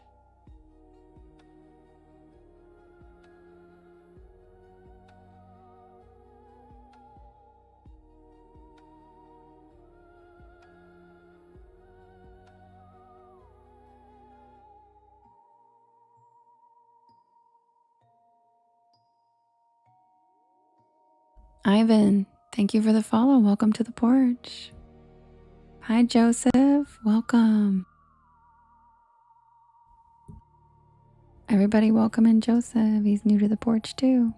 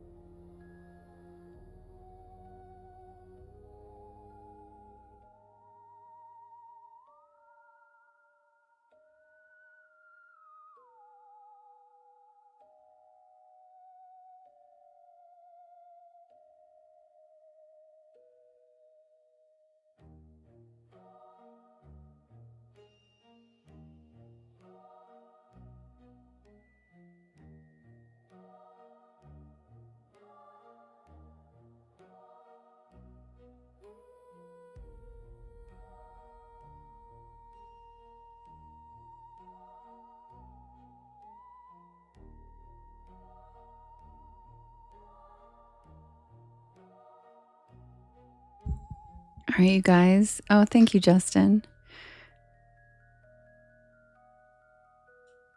All right, you guys. The next poll is ready. We have the Phantom Ride, the Kentucky Goblins, the Thomas House, the Drowned Bell, and the Clover Door. And thank you, Justin, for blocking that person. They really didn't want me to say something to them. Yeah, Leela, seriously, people. Yeah. He's lucky that Justin blocked him before I got a chance to say anything. He's very lucky. All right, guys. Exactly, Justin. Like, who the fuck comes in here like that? Yeah, don't invoke the spicy. It's not necessary. All right, guys. You can vote in the top left-hand corner. We have the Phantom Ride, the Kentucky Goblins, the Thomas House, the Drowned Bell, and the Clover Door. Hi, Beefy. Hi, Karen.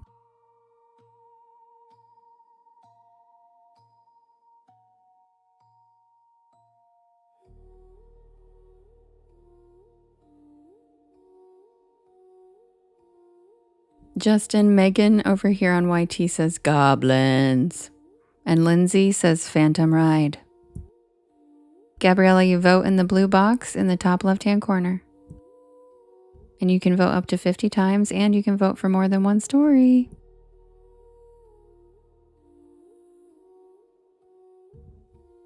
AMG, maybe he was trying to listen to Porch Lore.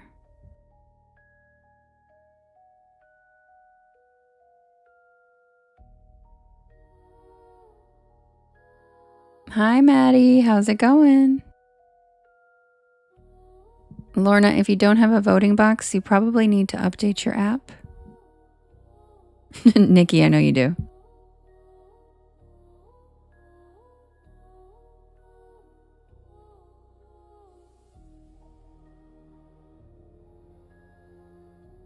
Or it's covered up by a universe banner. Or if you're watching on a computer, the voting box is not available on desktop. It's only available on the mobile app for some reason. Why? I have no idea.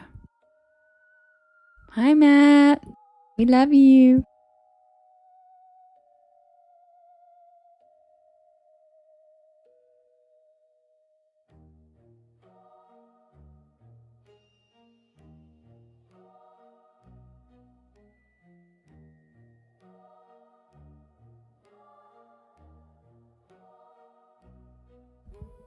Okay, but Beefy, please don't pass out in the shower.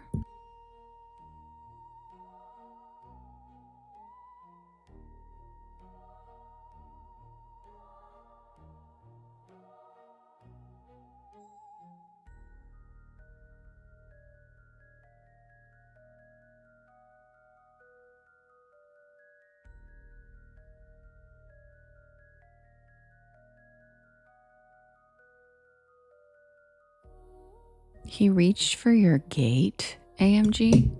Excuse me? He reached for the gate?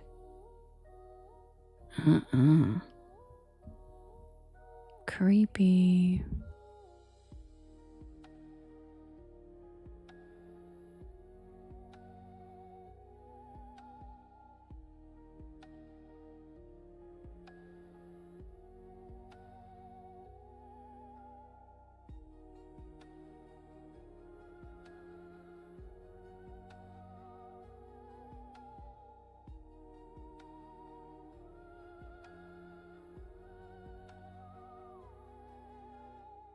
Oh, good, Lorna. Keep an eye on it for the next poll. Because sometimes that hot pink banner goes across the screen that shows when somebody gets a universe gift, and you can just swipe it away. But it does cover up the blue box, which is super dumb. AMG, I'm really glad your dog did that. And the guy walks by every night.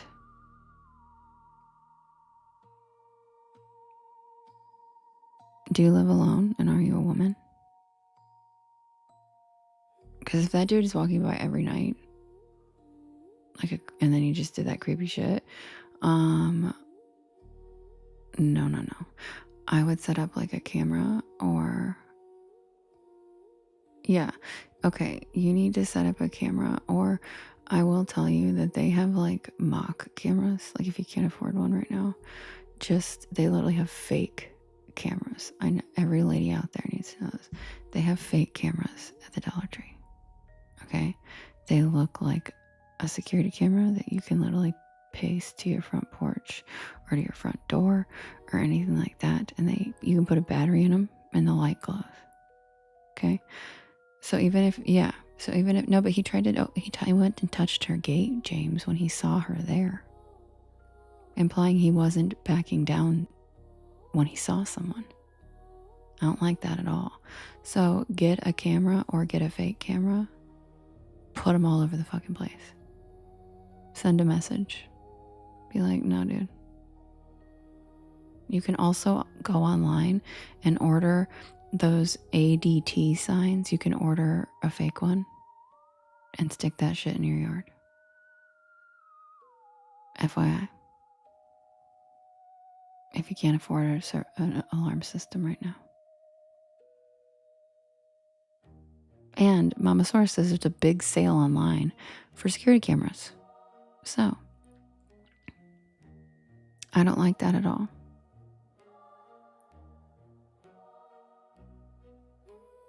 Yeah, and ADT stickers. Yep. You can get the stickers and you can get the little signs and you can put them around your place. Yeah, Matt, you really do need to get that because that was crazy. Anyway, AMG, please. Do you have a baseball bat? Because I bet you if you sat on your porch with a baseball bat in your lap every night, he might not touch your gate again.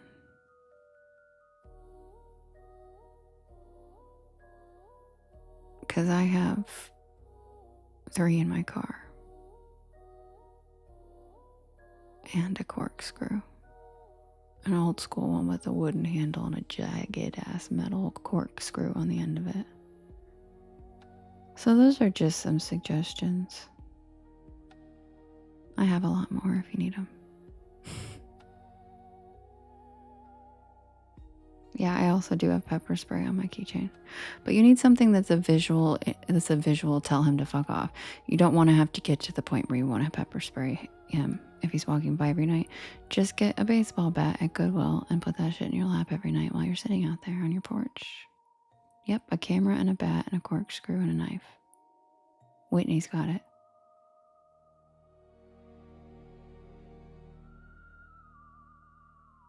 And maybe you could start sleeping with a large man who comes over late at night. Just throwing that out there. That helps too. And he can yell really loud, honey, could you stop cleaning your gun and come in here? Could you come out to the porch? Stop cleaning your gun. Come out to the porch. Thanks, baby.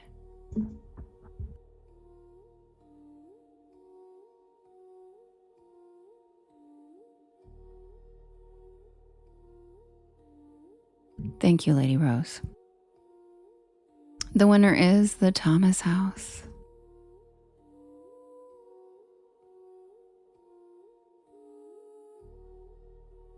A treasure troll? Why, Skrilla? Why a treasure troll?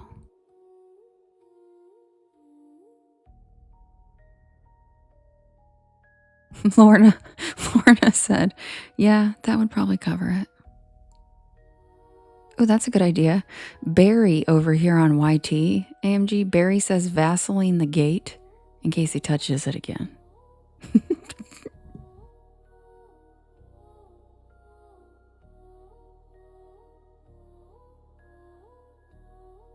Ooh, that's a great idea, Rebecca. Go to Goodwill, buy a pair of men's dirty work boots, and throw them on the porch steps. But make sure they're not tidy. Make sure they look like he kicked him off and left him exactly the fuck where he took him off, because that's realistic.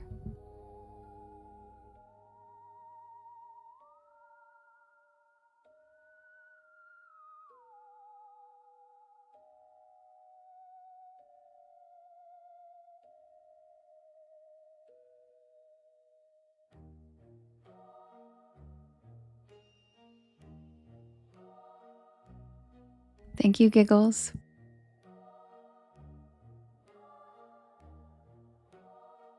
Barry said it's not really a deterrent, but it's annoying. Yeah, Mackenzie. AMG had a creepy guy just come by and try to like touch her gate, and then her dog came and growled at him, and then he walked away. And she was on the porch listening to the music and porch lore. So now we're like, all right. Well, yeah, Bear Mason. So I'm just trying to think of cheap solutions because I don't like to assume that everybody can afford some of those things. They're not easily accessible. You might have to order them online. They might be, you know, so I'm like, a quick option, go to Goodwill and get a fucking baseball bat and a pair of size 13 fucking boots, you know? And some ADT stickers online and a sign. Thank you, oh so very ordinary. Taylor, you ran to bed. Good job. You don't need to mess with those woods tonight, girl. I don't know what state she's in. AMG, would you mind telling us? You don't have to if you don't want. Grace, that actually works for me. I'll tell you guys, you want to hear a quick story from what I did. I go and rock collect by the creek and stuff, and the best time to do that is the golden hour when the sun is setting, because the crystals catch the light just right and you shimmer. Same with lithic tools, like Native American tools, they shimmer in the light. You can see where they were cut and stuff. So I like to go then, but it gets dark, and it was like approaching fall, and I wasn't like, it was when, you know, when it starts to get dark so fast you don't even realize it's dark, and you're like, shit, because it's like that in between time right before fall. So I was down by the creek, and there's a lot of heavy tree cover. So where I was, it was dark. Like I could still see the dark blueness of the sky, not totally dark yet outside of the trees, but where I was in that part of the park, the trees covered it all, and it was dark at that point. Like, and I was like, oh, I gotta go. So I'm still walking, and I do have like a light and stuff if I need it, but I hear this guy behind me, and I didn't even hear him approach, which was creepy to me. Like I should have heard his footsteps or something. And all of a sudden I hear, "Aren't you scared to be out here by yourself at night? In the dark?" And you guys want to know what I did? First of all, I had a fucking pickaxe in my hand. Seriously, bro? Really? You picked the wrong one. I had a pickaxe in my hand. Because yes, I carry a pickaxe / shovel. The same tool that Marines use, actually, to dig latrines. But I have a tiny one that's for rock hounding. Okay? But it's not tiny, like it's a big enough motherfucker, like, right? Yeah, who says that? Who says that, right? So you know what I did, you guys? Because it was real creepy out at night. It was kind of foggy anyway. And like, it was like, I was like, you know what? Let me reverse this. Why the fuck isn't he creeped out that I'm down here by myself at night? Maybe I'm the fucking psycho.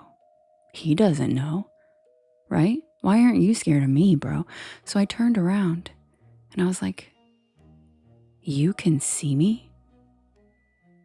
And he was like, "What?" And I was like, "You can see me?" And I literally cackled like a fucking ghost with a pickaxe in my hand. And he turned and not ran, but he fast walked the fuck away. He didn't even say another word. He didn't say another damn word. And as he was walking away, I was like, "Aren't you scared to be here at night by yourself?" And it worked. I scared the shit out of him by acting like I was batshit crazy. And it worked. Because he doesn't even want to open that can of worms. He's like, fucking never mind. Never mind. So, ladies, out crazy them. Remind yourself, why isn't he scared of me being here at the dark? Maybe I'm here to unalive him. He doesn't know. I have a pickaxe in my hand. He has a cell phone.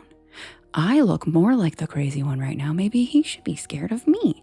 So then I decided to make sure that he was scared of me. And he...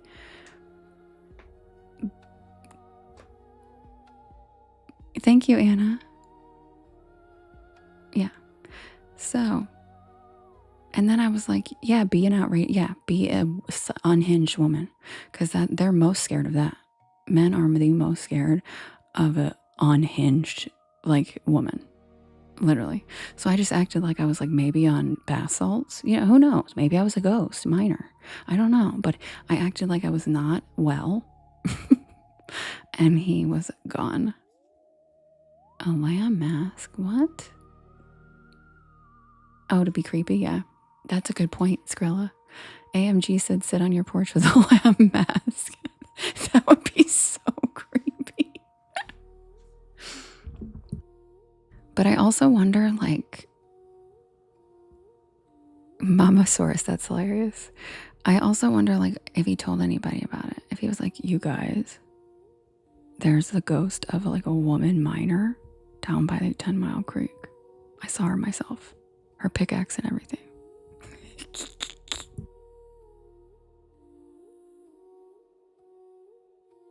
It's not even about empowerment. It's about protection. It's about how dare you? How dare you feel like you can have the right to intimidate me in the dark and ask me if I'm scared? No, motherfucker, but you should be. You should be. How about I turn that on you? And guess what? His bitch ass was scared. So, just a warning to you. Don't let them intimidate you because they're not used to women acting like that. So they actually don't know how to react and they're caught off guard. And he just literally like fast walked away. Like the fastest you can walk without looking like you're running. Skrilla's got some good ideas. Anyway. I know, Mary. Have they learned nothing about the history? Hysterical is literally, the word is based off of women. You don't want to fuck with us. We'll get hysterical. You want to see hysterical? I showed him hysterical and it was great. And, but yeah, I was like, you can see me. Oh my God, you can see me? Holy fucking shit. Like I've never had a human be able to see me because I'm a fucking ghost. And then he was like, what? His brain couldn't even compute what I was saying. He was like, wait, what? What is, huh? And he just like, that was it. He didn't say another word. Not another word came out of his mouth. So, ladies, write that down and do it. Let me know if you do it to somebody. It was really satisfying. I actually have the video. I should post it somewhere on Decourse. I actually have the video of me in the car afterwards that I sent to all my best friends because I like vlogged my best friends because we're all long distance. So I send them videos all the time. I'm like, okay, so right now I'm doing this. And like, so I did. And I was like, you guys, I sent it to Christina actually. And I was like, Christina, guess what I just did? And she was like, no, you didn't. I was like, yes, the fuck I did. You're going to do it tomorrow night? Yes. All right, new mission. Anybody. And you don't even have to be a woman to do it. If anybody is around where you can pretend to be a ghost, do it. Because it's hilarious. Their reaction's like, what? Like, you can see me? Oh my God. You can see me? Yes. It's very fun. It's way fun. Because their reaction's like, and then their brains, you could tell they're stopping to think about like, what does she mean by that? And then everybody kind of sort of doesn't, but does believe in ghosts. So like when you say that, they're like, wait a minute, holy shit, oh my God. And it was like dusk and there was like fog, you know, so it was a perfect setting. Exactly. Anna said, we created hysterical. You posted, I gotta see it. Okay, yeah, I should post it. But I was like really stoked on myself and I was like, you guys, I just did it. I did the ghost thing and the guy ran away. He actually just looked, he stopped, he looked right back at his phone, turned around like a cartoon, and just walked really fast away. Like, okay, psycho. But I want to know what he told his friends. I want to know if, like, what he told, like, I saw a crackhead down by the creek, or if he was like, I saw a ghost miner. Because I had a pickaxe in my hand, and I feel like that's very weird. So, like, maybe he really did think I was a ghost. Because I'm the only person I ever see with a pickaxe. So there's that too. Skrilla, is that why he said, aren't you scared to be out here by yourself in the dark? He was just gonna ask me where Pizza Hut was? I don't think so. I don't think so, buddy. I know, Grace, yeah. It's not a common tool. It's because I am a professionally trained archaeologist, actually. So I have some nerdy tools I carry. I also have I have all kinds of things, all kinds of digging things, digging apparatuses. I'll be right back with the Thomas House Hotel. And if you guys could hit that share arrow and the yellow repost button, that'd be great. Welcome to the porch. Happy Tuesday. Also, guys, I got myself a giant pickle pizza and I have all these extra slices. So I'm not going to be bitchy about being hungry and whiny about hearing about food because I can just smash the other slices after the show if I want. It's so good. Yeah, Mary, exactly. Why wasn't he? The fact that he wasn't scared, like, aren't you scared? That I don't think he knew I had a pickaxe. That's the best part. Because then I turned around. When I was picking up rocks and stuff, he's probably looking at my ass. And he's probably like, hey, aren't you scared? And then he got another thing coming. And then he was scared. Hi, Lisa. Lisa, say hi so I can pin you. I was telling everybody you're going to be live after me. Oh, hi. Thanks, Lisa. Thanks for the Galaxy Bestest. I can't believe it's called that. Galaxy's Bestest. There's Lisa, guys. She's going to be on after me. Her cuteness in Scotland. Exactly, Grace. The fact that he wasn't scared and assumed I would be. That's what made me pissed. That's why I did it. Because my brain immediately went to like, wait, I have a pickaxe in my hand. Why the fuck aren't you scared, bro? And so that's what I did. I was like, I'll make him scared. So he gets to know how this feels. And he sure did. Because he was not expecting. And I think his brain, I think he was just so caught off guard. He was like, fucking never mind. She's psycho. Hi, Connor. Hi, Rich. Thank you, Gigi. So, ladies, if you're ever scared like that, act crazier than them. They never expect it. They expect us to be accommodating or compliant or smiley or, don't. Be like, am I scared? You should be scared. Even if you just said, you should be scared. I feel like that would creep enough of them out to be like, what the fuck does she mean? Basically, they're like, don't show fear like it was a predator. Don't act scared. Yep, they want to see the fear. Exactly, Deborah, that's what I was just saying. Yep, because they're predators. They want to see the fear. So if you act the opposite of scared, they are like, oh, that's going to be too difficult.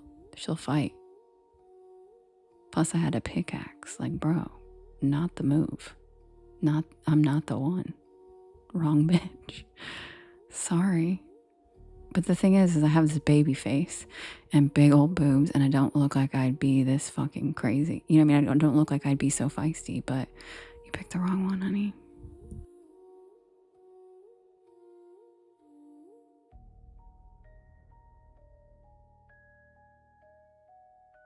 Yeah, exactly, Anna.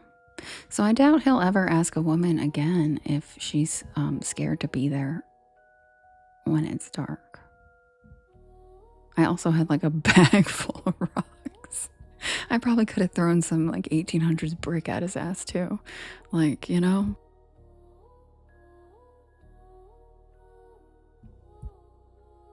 Half a brick, quarter brick, whole brick. Hey.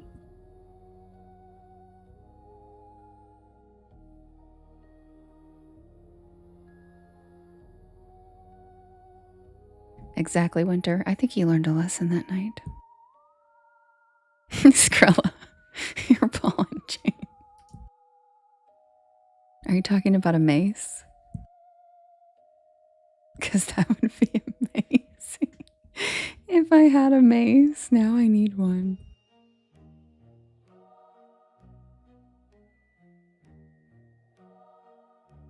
I actually, I told you guys about the pre-Columbian lithic tools. So one time I actually found, while I was kayaking, a massive, I don't even know if you guys, like a hand axe. Okay. It's not the axe like you guys think. It's not like a tomahawk axe. I don't even know how to explain it, but it's like a club. It's like a literally Paleolithic, like almost a caveman club. They're extremely amazing, and I found them while I was kayaking. And so when I was riding back, I had stuck it under my seat in my car. And then I just left it there and didn't even move it for a while. And like, so my dad got in my car one time to check like my fluids or something. I don't even remember. And he was like, what the hell is this? And then he's like, you should keep this in here. I was like, oh, he's like, because if you get out wielding this thing, no one's gonna fuck with you. And I was like, good thought, Dad. And I did. I kept it in my car for like 5 years. It's not in there anymore, but it was literally like a huge Paleolithic club made out of stone. And like, can you imagine? Can you imagine if I got out and just like, yeah, like Xena? Oh, that's a good idea, Skrilla.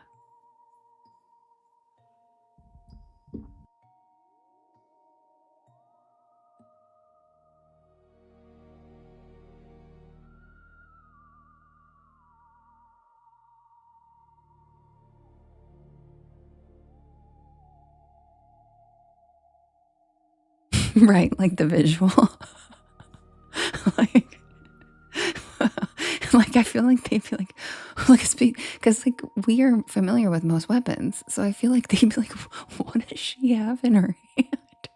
Because it's a really bizarre looking ancient primitive stone tool. I feel like it's not something that people would even recognize. I feel like he'd be like terrified. I'm so sorry, Lorna. I'm so sorry you're in pain. Sweet dreams. Get some rest, please. We'll see you tomorrow.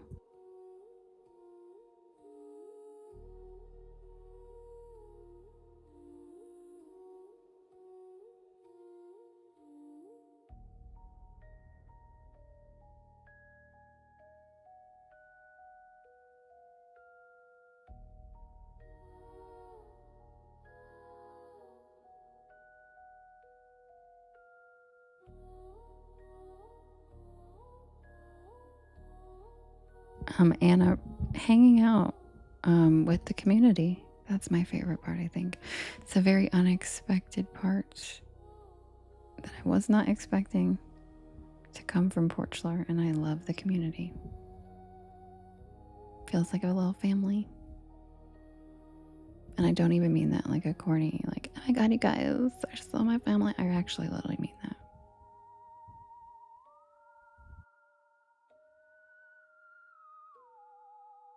Oh, don't worry, Winter. It's not as scary as Maintenance Man.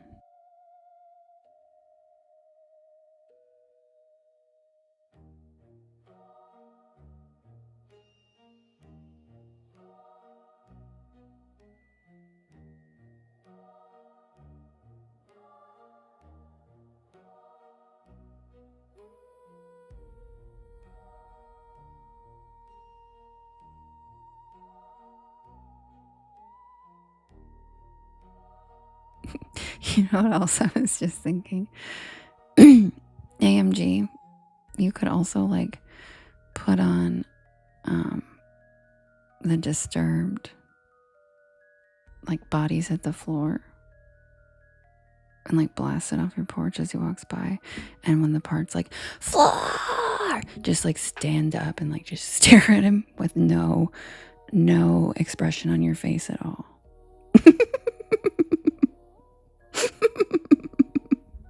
Drowning pool, bodies at the floor.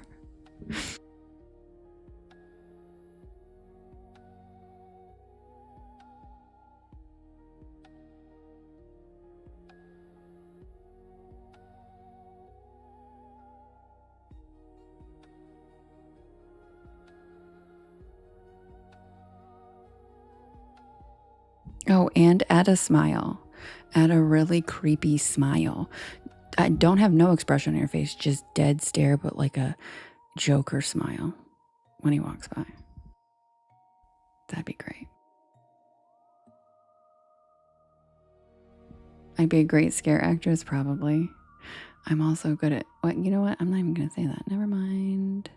I always almost say things that, nope. The hair on the back of your neck stood up from that AMG? Okay, well, then that's what you need to do. If it scared you hearing about it, then you need to do that. That's a great idea, Skrilla. Wear an go to Goodwill and get an old ratty wedding dress, like tear it up, covered in mud, and just sit there outside in it.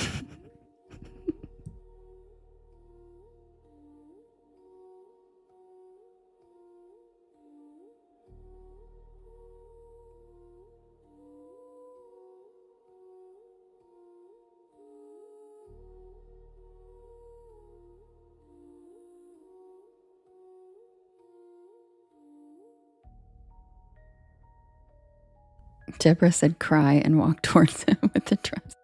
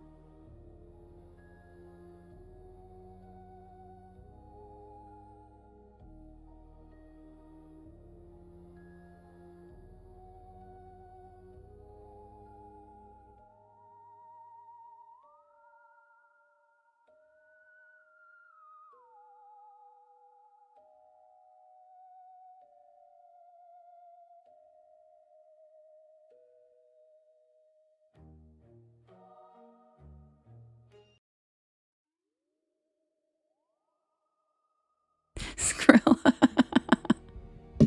Skrilla said, "Are you my daddy?"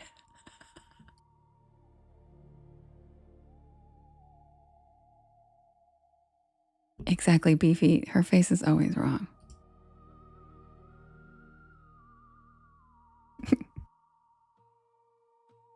So AMG, I hope you feel better now. Now you got all the ideas.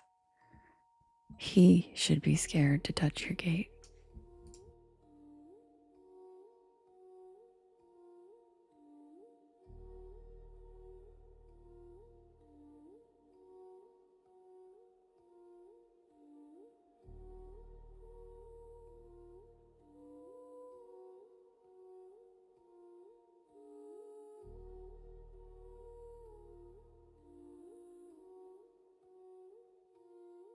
And if you forget AMG, you can go back and listen to this live, write down the date, and be like, what were those ideas again?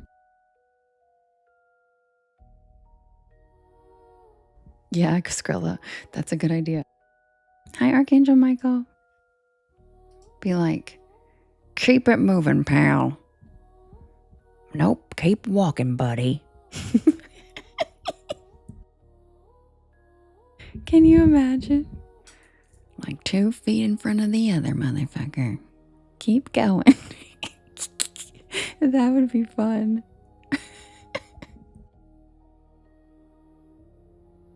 Yeah, I see you.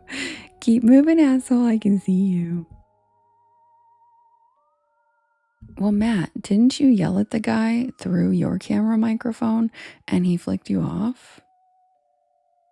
And then he went and tried to break into your car? Like he didn't even care, right? Because Matt did that while we were all on the live panicking because Matt was like, I'm going to go outside. Yeah. And he goes, I have to show him I'm real. Because because Matt did the same thing. He yelled through his ring microphone and the dude ran up to the porch and flicked off the camera. And then proceeded to go back and break into Matt's car. And then Matt's like, hold on, you guys, I'm going to go outside. We're like, are you serious? Perfect Matt impression. I don't even know why. That's how I imitate men. I don't know why. That's how I imitate. That's my man voice. Sorry. Matt has a southern accent, so that's not how he sounds. He'd be like, hey, buddy. You watch out now. I'm real. Yeah, AMG. And we were all panicking that he was like not going to come back. Yeah. Yep, Skrilla. Yep. Except for you. Except for you, Skrilla.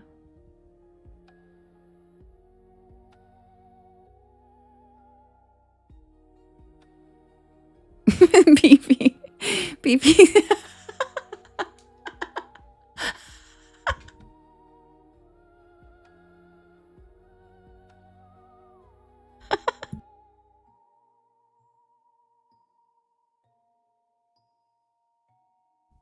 He's a 10, but sounds like Devin's man voice. Exactly, Kim. We ain't never scared. You know what? I'll take your cookies. That's what I'll say to him. I'll take your cookies. I'm a grown woman. Find you somebody to play with. Better not say shit.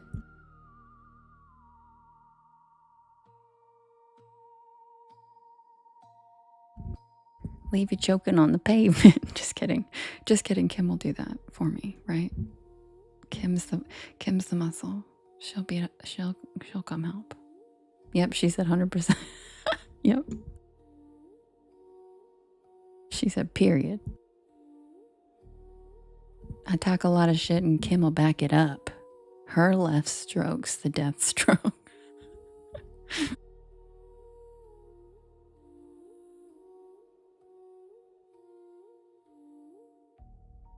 Submitted for the approval. She said, I love to fight. Submitted for the approval of the Porch Pal Society. This is the tale of the Thomas House Hotel. And see, Lady Rose said, I'll help her. That's right. The spooky bookies will get up on your ass. That's right. That's why I said our coven is, you don't want a problem. Who? You don't want to roll with me. Wait, and as G-Chain says, click full of killers. Please don't get us excited. And we smoking loud.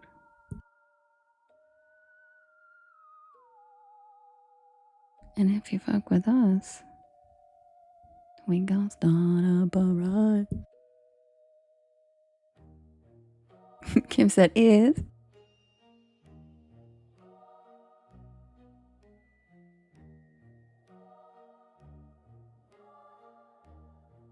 Yep, Justin, for sure.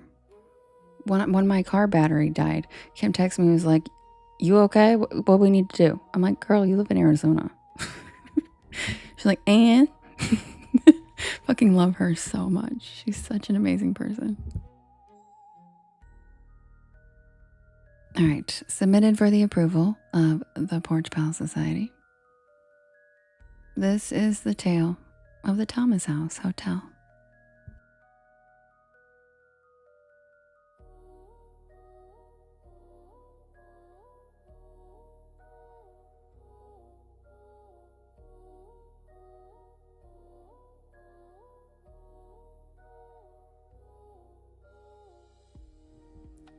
I had heard about Red Boiling Springs from my friend Misty.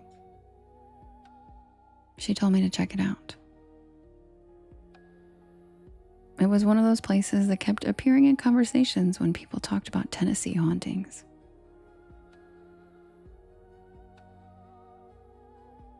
A small town, Mineral Springs, a once famous health resort destination that had fallen out of fashion. And standing at the center of it all, the Thomas House Hotel. Hi, Jade. Wait, Gwen, you're at that hotel right now? At this moment? Like, what do you mean? Excuse me? You're at that hotel right now? That's amazing. Love that. We also watched a paranormal investigation there today in Kim's life. Thomas House is popping right now. And standing at the center of it all was the Thomas House Hotel. Sure did. Built in 1890, still operating, still standing exactly the way it always had. Places that old, especially ones meant for healing, tend to accumulate a lot of energy that never leaves.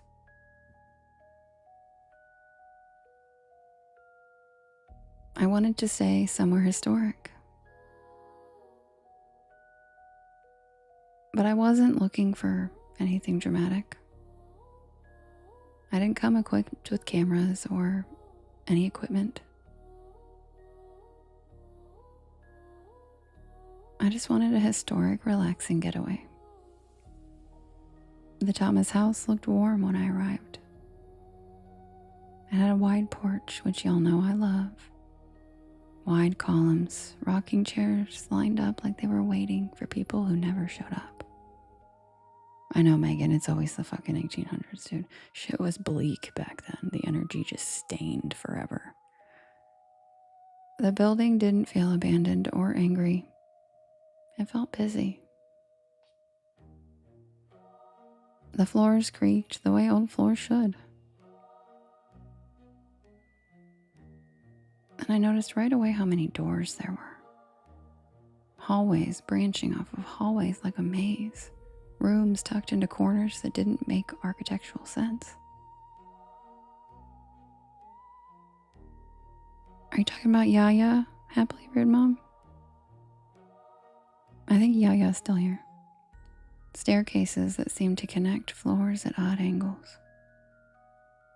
The kind of layout that comes from decades of additions rather than a single design. Yeah, I think Yaya's here. She was earlier. The hotel had once catered to people seeking cures. People who stayed for weeks or months at a time. People who were sick enough to hope that water alone might save them.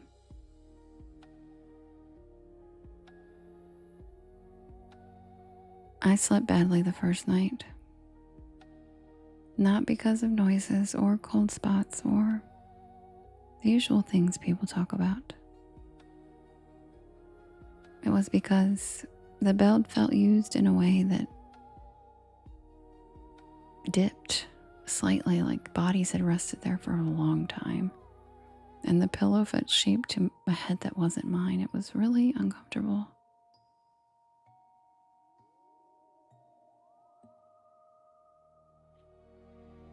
I kept waking up in the middle of the night like someone was there. And the room was warm when I woke. Warmer than it should have been. The heat didn't feel like a modern system kicking in. It felt unnatural.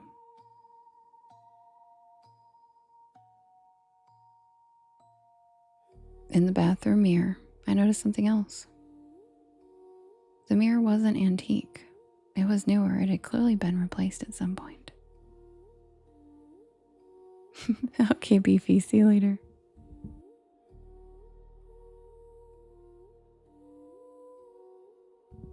But the wall behind bowed ever so slightly. I ran my hand along the wall and I felt a faint vibration. It stopped the moment I noticed it, though. During the day, red boiling springs felt frozen in time.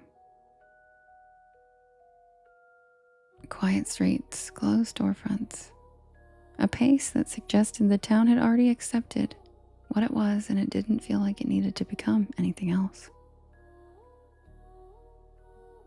The springs themselves were capped off now, no longer used the way they once were, but their presence still lingered in everything. In the soil, in the air. When I returned to the hotel that evening, it felt much less occupied than it had before.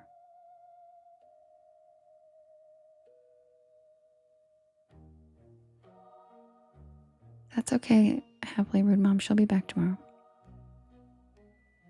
That night I didn't sleep at all. And not because I was too afraid, but because the walls popped softly, the floorboards shifted in measured intervals. I just kept hearing noises. Somewhere above me, something heavy moved back and forth, stopping at the same points each time I traced it. It was a pattern.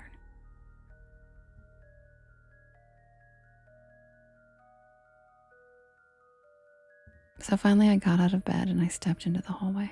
If I wasn't going to sleep, at least I'd explore.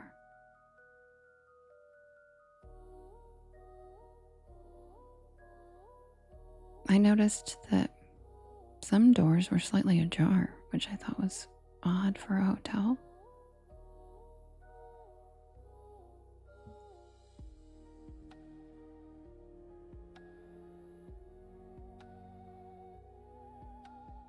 As I walked, I became more aware of something else.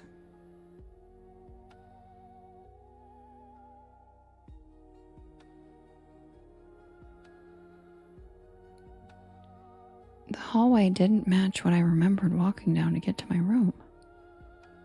Kim, I love you.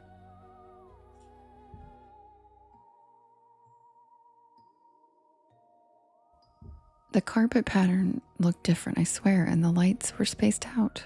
I have a visual memory, and it looked different.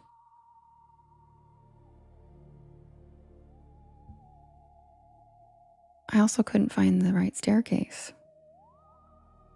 but it wasn't where it was supposed to be. I wasn't lost. I swear the building had changed.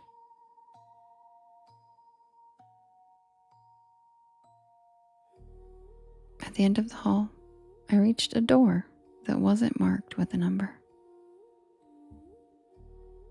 It wasn't locked, and inside was a small room, barely larger than a closet, but it had a bed and a chair. The bed was unmade, like someone had just stood up, and on the chair sat a folded set of clothing.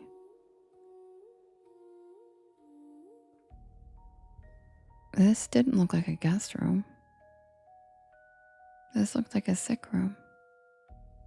Why would they be keeping someone here? I left the room quickly, suddenly aware that I'd been holding my breath. Did I just have a time slip or something? Did I get a vision? I ran back to my room and tried to rationalize what I had seen.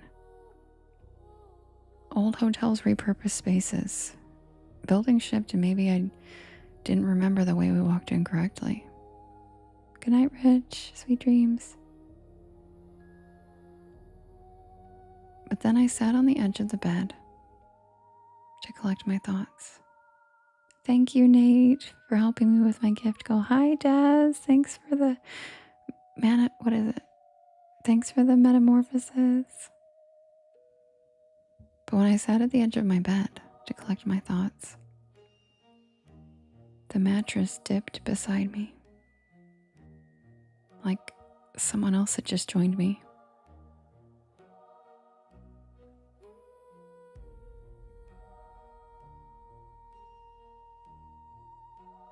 And all of a sudden, I had felt a rush of emotion and memories that weren't mine. Memories of long stays and care routines.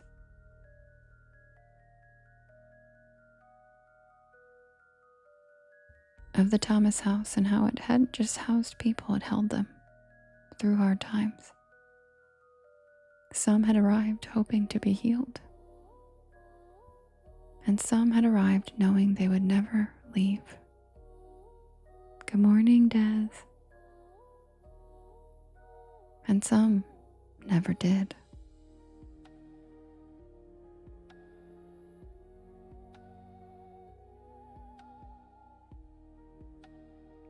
The air above the dip in the mattress shimmered faintly like heat distortion. And all of a sudden I saw the faint image of a boy. He looked sick in the way children looked sick before modern medicine. And his gaze locked into mine and he smiled sweetly. The moment our eyes met, I felt a warmth. But I scrambled backward, my legs tangling in the sheets. Was I having a nightmare? My shoulder slammed into the wall, but the boy didn't move. He simply remained seated watching me. Behind him, I noticed there were more shapes appearing. There was a girl standing near the bathroom door in a stained nightgown. A young man leaning against the dresser, and another child sitting cross-legged, rocking back and forth on the floor. None of them acknowledged each other, but they were all watching me.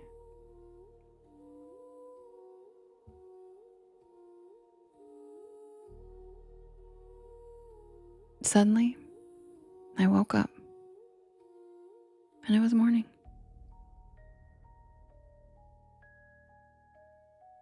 No one was in my room.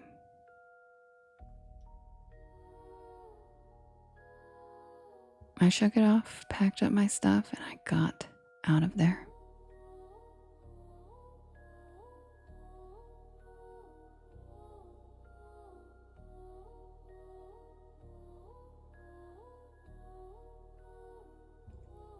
I stood on the porch in the morning light, and the rocking chairs were still.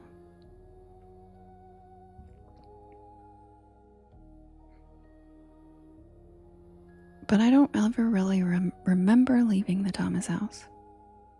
I remember driving. I remember crossing the town line, but I don't remember the space between. And every night, I'm still there in my dreams. And sometimes I wonder if I'm one of the ones stuck there.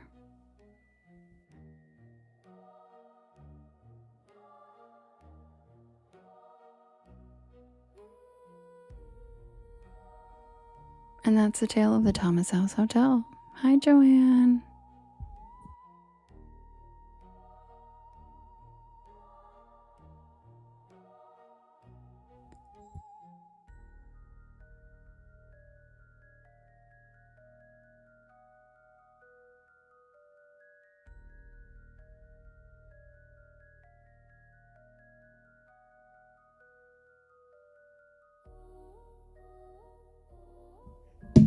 Thank you, Emily. Welcome in, everybody. My name is Devin, and this is Porch Lore. And I tell spooky bedtime stories to help you relax your nervous system and fall asleep.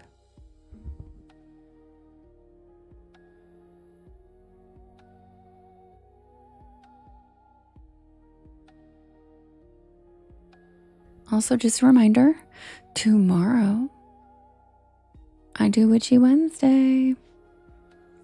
And I'm on in the daytime for several hours. And I hang out on camera. And it's a lot of fun. Sometimes we're outside, sometimes we're not. Thank you, Lacey. Depending on the weather tomorrow, I'll try to be outside unless I think we might be getting storms. It just depends. And thank you, Lacey, for helping me with my gift goal. Thanks for the metamorphosis. Archangelo, thanks for the swan. Thanks for helping me with my gift gallery. And yes, the Witchy Wednesday usually starts around 1 p.m. Eastern Standard Time. It can be earlier or it can be a little later, just depending on how I feel. Hi, Crystal. But we have fun. And usually, sometimes Merlin makes an appearance and he likes to say hi.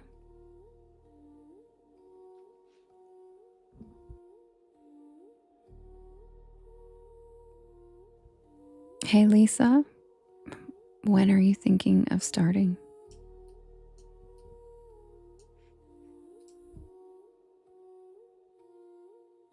Do you want me to go to diner now? Or do you want me to do another one and then diner? I will. I'll tell Merlin you said. You're so cute, Lisa.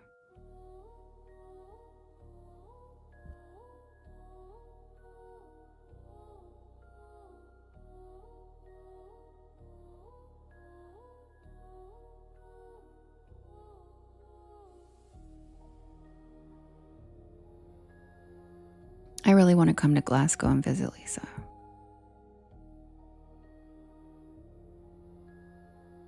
That's okay. That's okay, Taryn. Everybody does sleepy typos and I love them. I think they're really cute. And yes, I hope you make it too. It's on TT. For those of you on my YT, my daytime live is on TikTok. If you guys want to join us. I can't cross stream from my phone, and I usually do it outdoors on my phone. So it's just a TikTok thing as of right now, but feel free to join us because there's a lot of you guys here on YT tonight. So welcome. Welcome to the porch. And if you are new here, my name's Devin, And I'm here every single night at 10 p.m. Eastern Standard Time till about 1 or 2 in the morning. And I do write and record all these stories myself, and you can listen to them on my YT channel or any of the podcast streaming sites whenever you want.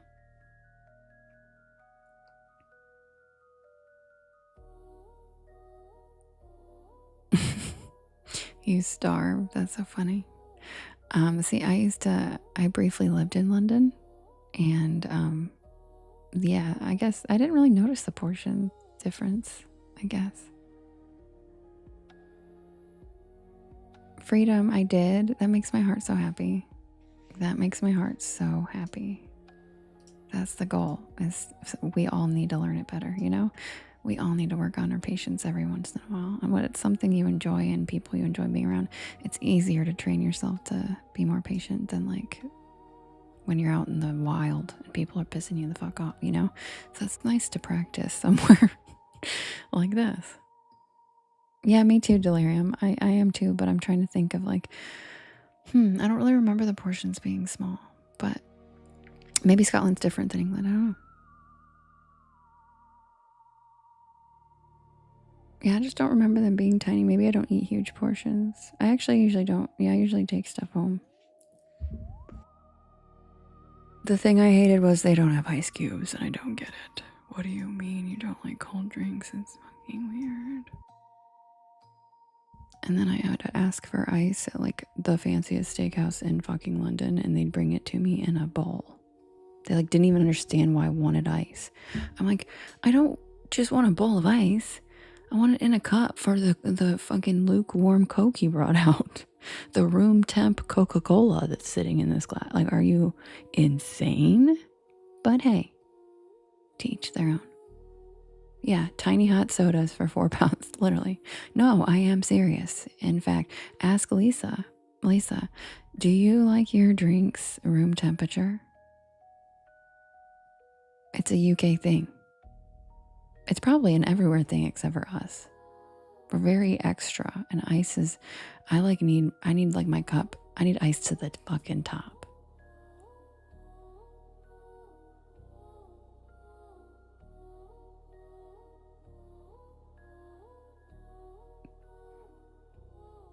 You like chill cold with lots of ice. Okay, that's good, Lisa. There you go. In Germany, they do too, Nate. Yep. And so that was one thing that I don't feel like you notice unless you live there. And I was like, I swear to God. And like, it was really cute because like ice is not a big thing over there. And I moved over there for a man, actually.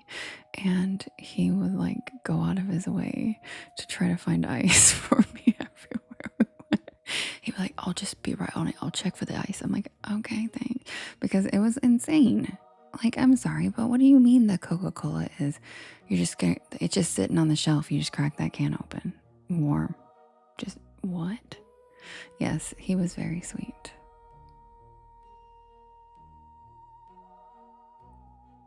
Hello, Andrew. Welcome in. How are the donuts? In America, it is dead, Matt. He was British. You guys don't get to claim that. British men grew up with a queen. They treat women completely differently than American men do. Sorry.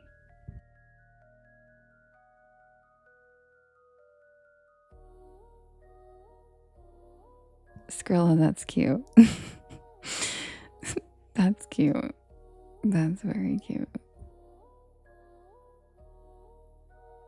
But you won't for yourself with some uncrusty, crusty Sammys in there. Of course he had an accent, Jade. He was British.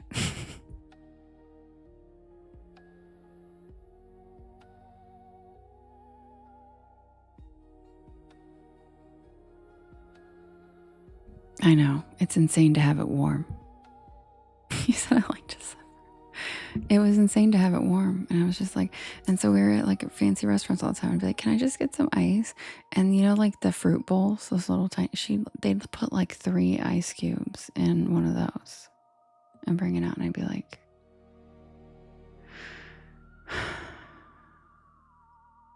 you just think I want to chew on ice cubes? Like, Thanks. I'm just going to put my hand in this bowl of ice. Like, what? Did you give me a bowl of ice?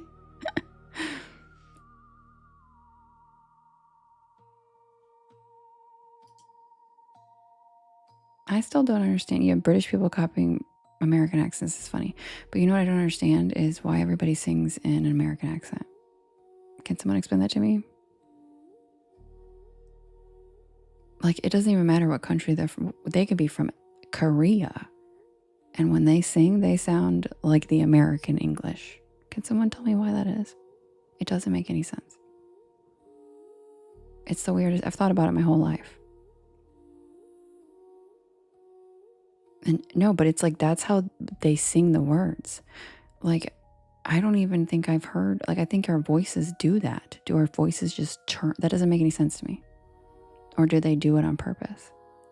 American English is the easiest to replicate. See, I heard that doesn't make sense either, because I heard American English, we use our mouths way more. We open our mouths like way more. It's way harder than like even Australians.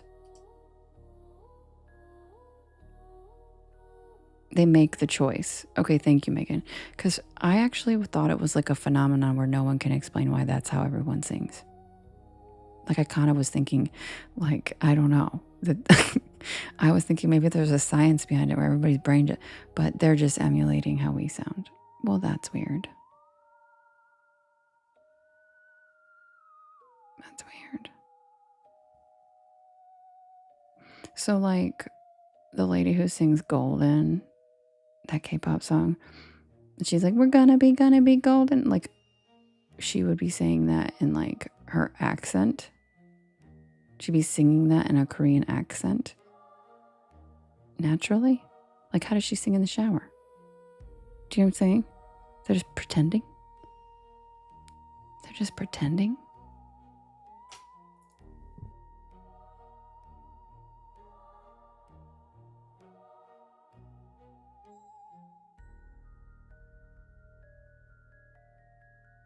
What about Maya?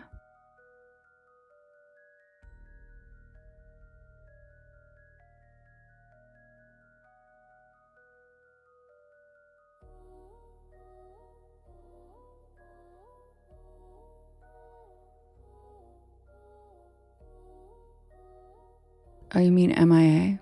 Oh, yeah, that's a good point. That's a good point. She didn't do it. All I want to do is a boom. Oh, yeah, and you know who else didn't do it? Well, that's because he's a rapper, though. You guys probably don't even know who that is. Are there any British people in here? Because I did live in England for a bit, and I loved the Haitian rappers there. They have a little pocket in London of like British Haitian dudes, and their rap is fire. Their rap is fire.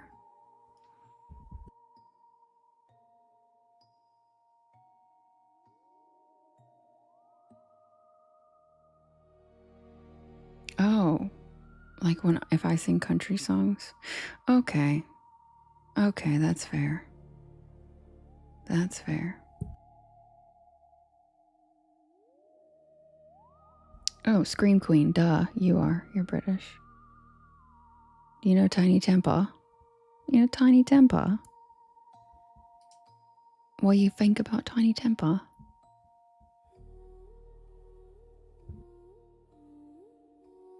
No, Jade, he was saying that like, oh yeah, I guess that's right. Freedom, now we have 501. Welcome in, Porch Pals. Happy Tuesday.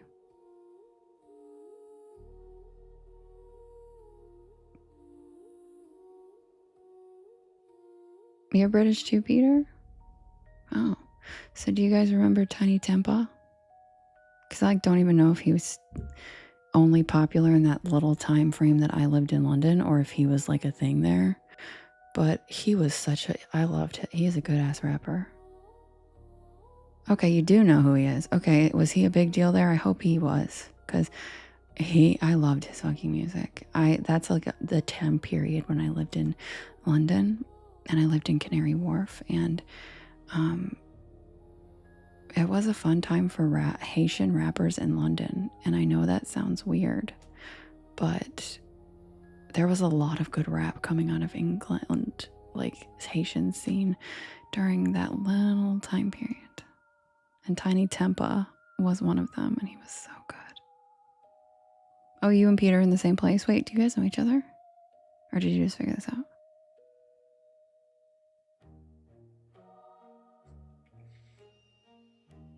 But what about Tom Hanks' son?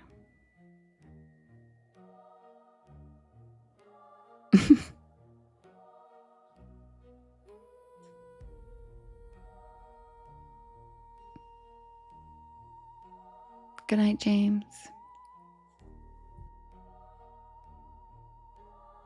Yeah, chat.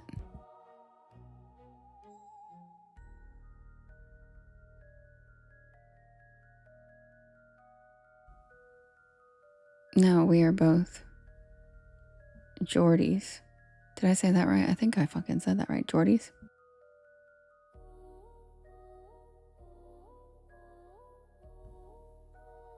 He speaks patois? Really? He raps patois? Tom Hanks' son? Well, I need to see that. Interesting, Zoe. Interesting. That's interesting. Yeah. She said, don't get me started on chat. Okay. Yeah, and patois of all dialects. My God. That is probably one of the most absurd things I've ever heard in my life. That's okay, Matt. That's what you're here for.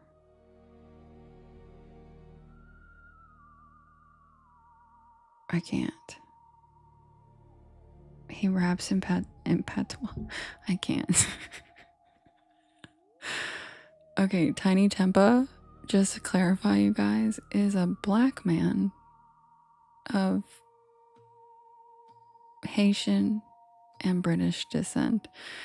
Okay, so I think maybe some of you guys, when you said like Tom Hanks's son, you were imagining maybe some British guy in a collared shirt that looks like whatever that British Hugh Grant. Okay, no. Tiny Tempa has a very specific London Haitian accent. And if the British people here know what I'm talking about, it's a very, very specific part of London. And he's black, man, and look him up. Look him up. His music is fire. Not only you know what, Skrilla? You know what? Hi, Perry. Whose real name is Patrick? Anyway, look up Tiny Tempa. Tiny Tempa.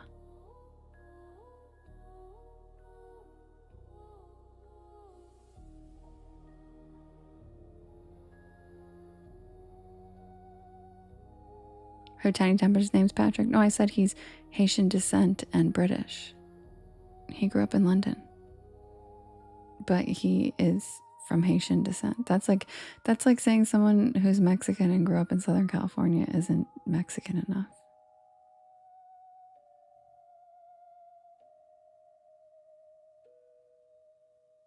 Yeah, Matt, I think he does spell it like tinny, but it's Tiny Tempa.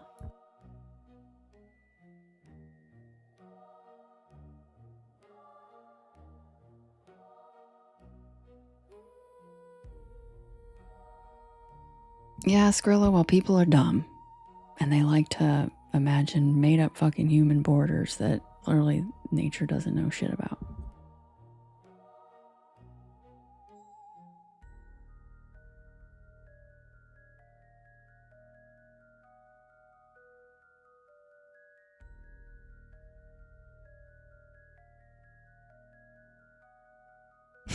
Justin.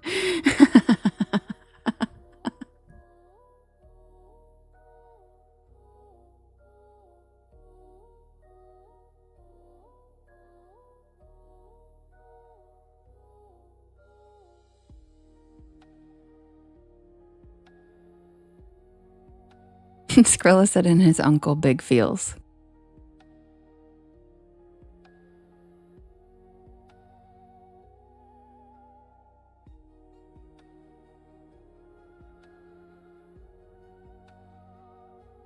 Spelt feels. And you even put spelt the British way, Skrilla. You're fucking cute. You're fucking cute. You spelled it the British way. Spelt.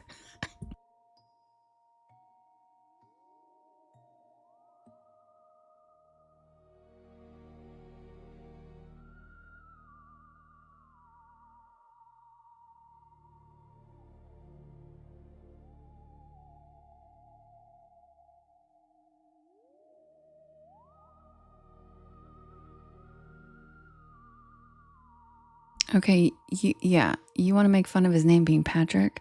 His name is Patrick Chukwuemeka Agukwa. I think that's Haitian enough.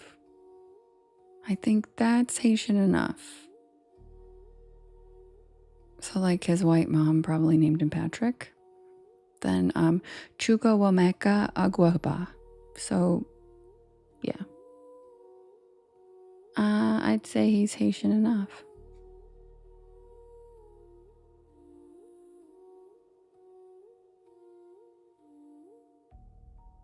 Oh, and his dad's name is Frank Agwakwa, and his mom's name is Rosemary Agwakwa. So they all have very Anglo names mixed with Haitian last name. Oh my God, wait a minute. This doesn't make any sense. His siblings' names are Kelly Tempa, Kelvin Tempa, and Mariah Tempa. So that doesn't make any sense. So the Tempa doesn't mean temper? Yeah, the Catholic name, Zoe, exactly.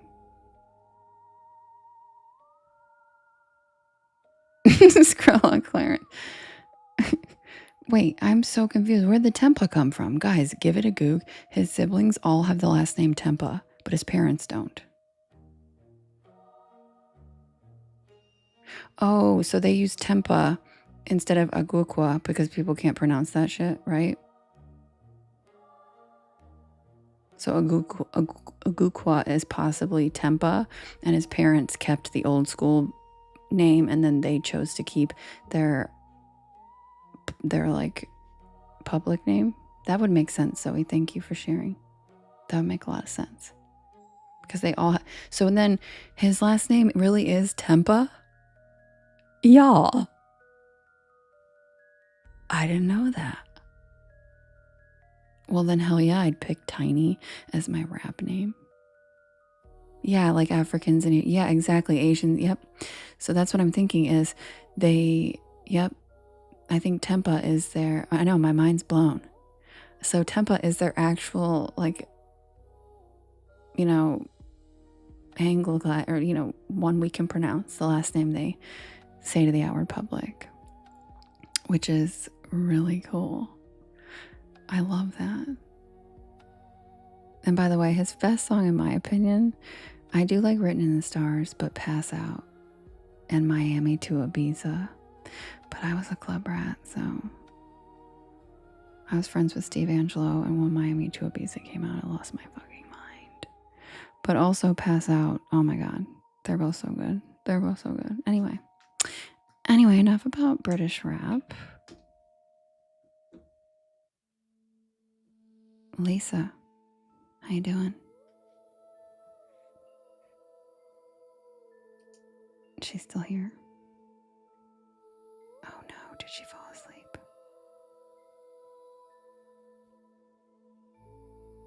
Miami to Ibiza. Did you, Beefy? I think a lot of people have.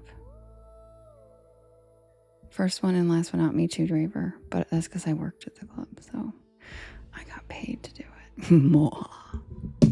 Which was even better. I sirened them into paying me to party. It was the shit.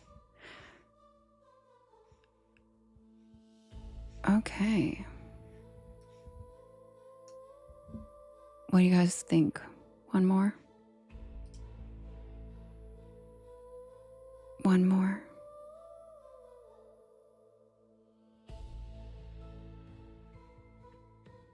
One more again? One more again? Okay, be right back.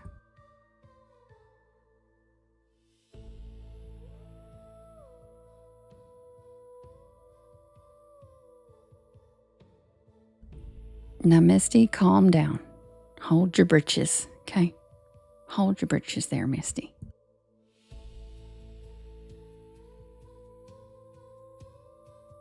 Jade, I knew you were gonna do that. Yes, Nammy, get it. Underground German rap? It was German. What do you mean? We're talking about German rap? What are you talking about? And Tiny Temper wasn't underground. He literally had a billboard hit with the Swedish House Mafia, okay? He was not underground.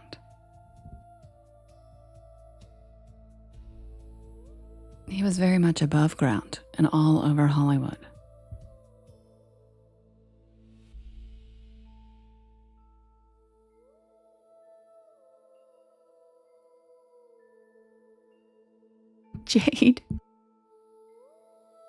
Jade just did her mom joke to herself.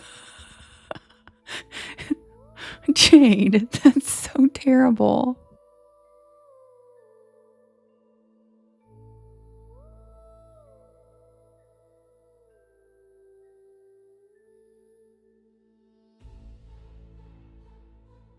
That's so cute, Raver. What kind of music do gophers listen to? Underground.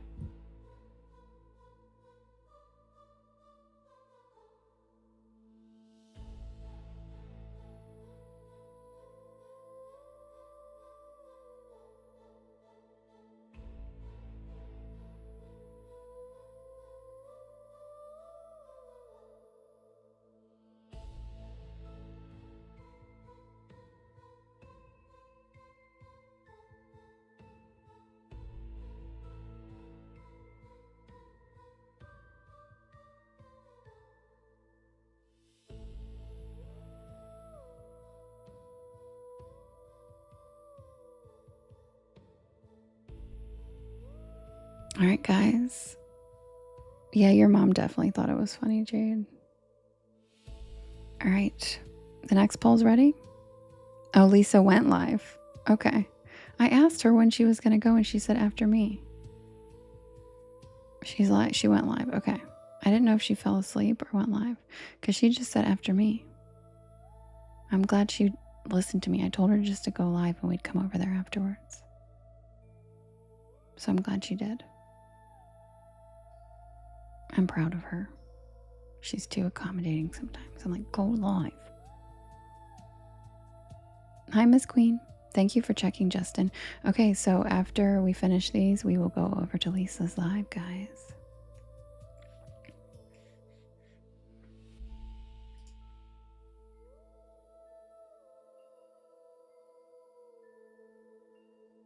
Whenever I want to walk through your portal, just let you know, Peter.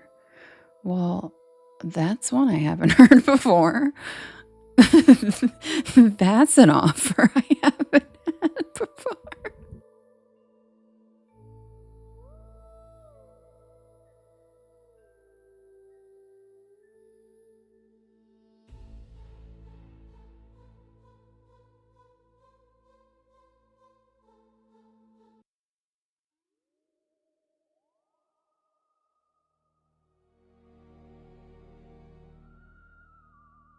I know, I don't even know how to turn down an offer like that.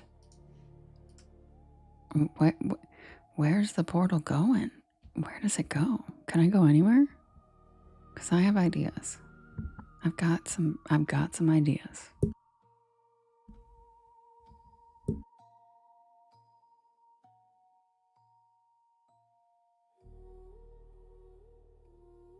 You have a portal that I can walk through into a different dimensional reality? Yeah. Sign me up. Sign me up. Yes, please. Jade says, never turn down a good portal. Okay, so since Lisa's already live, we're going to go to the diner story so we can go over there and support her. Okay, guys? Is that okay? Because I love her and she doesn't do this very often and she has not slept. She's in Scotland, so it's like 5 in the morning there and she hasn't gone to bed. So let's do the diner story and then let's go support. It's the next sweet hole. It goes to an exoplanet with a breathable atmosphere. Can I live there? Will they take me? Will they let me stay? Are there animals and waterfalls and plants? Is there weed? I have a lot of questions. Yeah, we're gonna raid Lisa after this. Yep, exactly, Gangster Gammy. We're gonna do a raid. I love how Gangster Gammy's the one that knows about the raids. All right, guys. We're gonna do the diner story. And then we're gonna do a raid on Lisa. And it's gonna be so fun, you guys, because we're gonna go in there.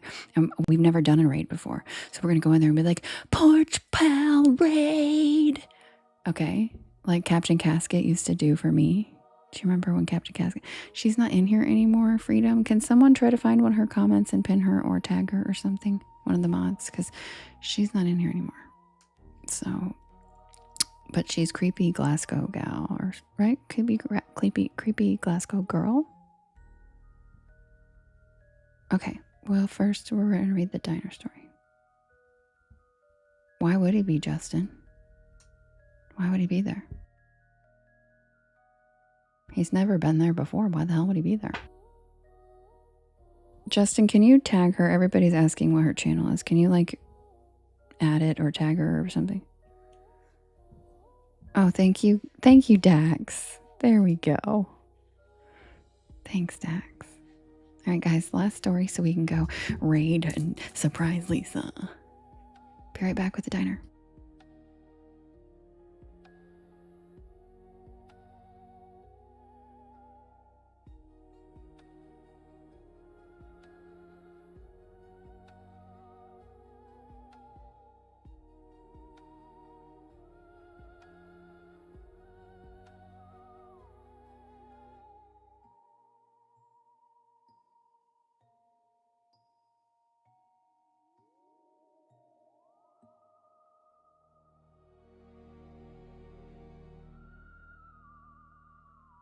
All right, you guys.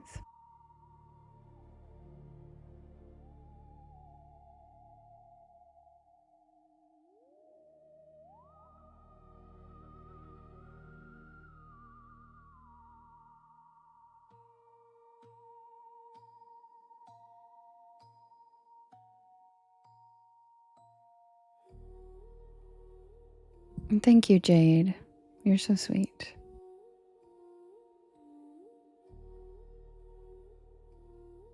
Okay, Peter. Yeah, I remember you mentioning the videos. I need to check it out for sure. Thank you for reminding me. I appreciate it, Peter.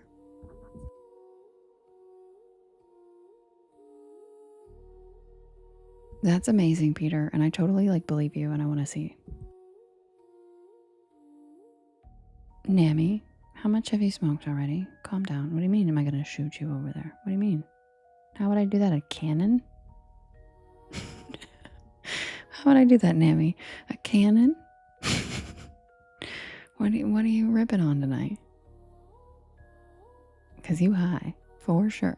But we're all going to go over there afterwards, I promise. See, I knew it. I knew it. I knew it, Nammy's like, look, I knew it.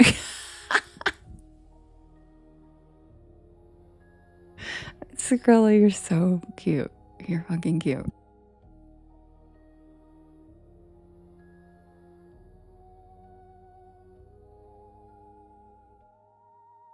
Because yes, Meriwether Lewis and Clark did in fact carry cannons across. A little known fact, they carried the fucking cannon. Well, they didn't. They made their people do it.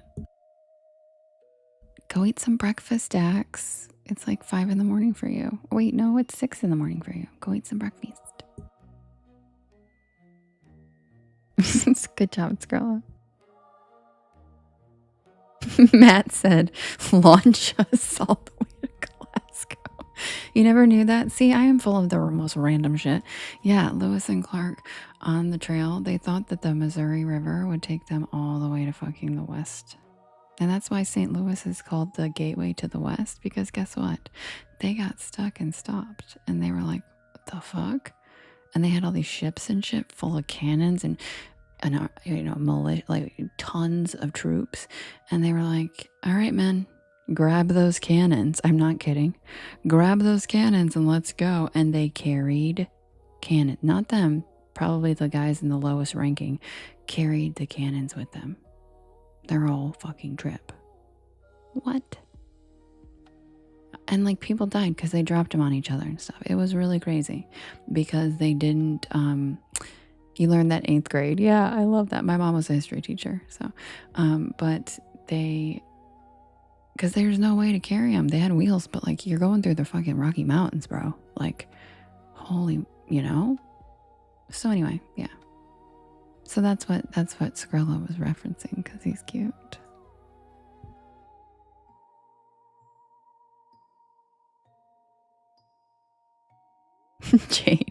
Jade said, that's what we do in Oregon. We open carry cannons. That's why she has a peg leg. One got blown off from her pirate ship.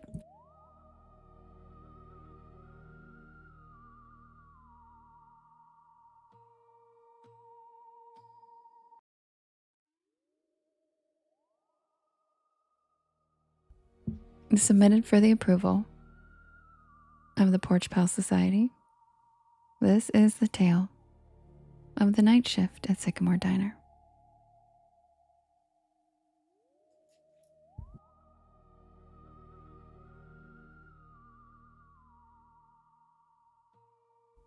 I'm not usually the kind of person who pulls over on back roads at night. Not unless I absolutely have to. She is. But that night, something about the storm, the long drive, and that growling pit in my stomach convinced me otherwise. I was hungry. Thank you, Matt, for the money gun.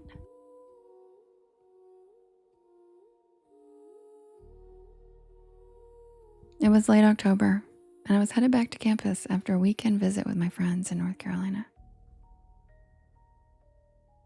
I had a midterm on Monday, and my plan had been to drive straight through. 5 hours, no stops. But then came the rain. One of those cold, slanted, whispery rains that creeps into your bones. It makes the windshield wipers sound like a heartbeat. I'd taken the wrong exit trying to bypass traffic, and I ended up on a 2-lane back road, surrounded by nothing but pine trees and power lines.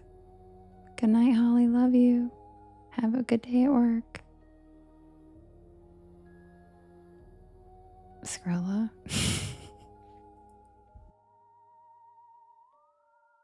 And that's when I saw the neon sign. That's why. CAMRE Diner. The O in Sycamore was flickering like it hadn't worked right in years. But the rest was lit up in a cherry red neon. A tiny beacon in the middle of nowhere. I love how Jade loved that. Because I definitely told her the other night, that chick who said that. I figured I'd grab a quick bite, maybe some coffee, check my map, and get back on the highway. Good night, Zoot Zoot, sweet dreams. But I should have just kept driving. I should have known something was off the second I stepped inside. There's Sherry. The bell over the door jingled, but not like a normal bell. It made this sharp metallic ping that echoed longer than it should have.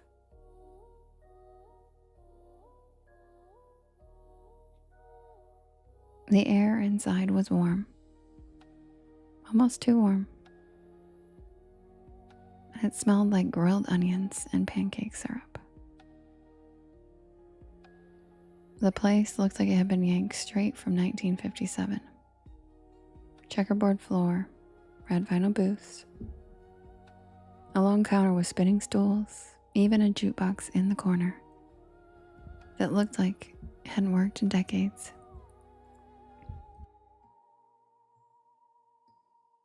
And the people, they all looked at me the second I walked in. Not in a rude way, just quiet.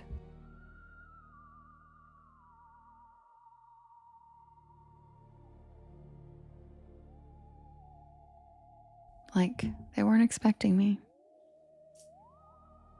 Like I'd walked in the middle of a sentence that no one wanted to finish.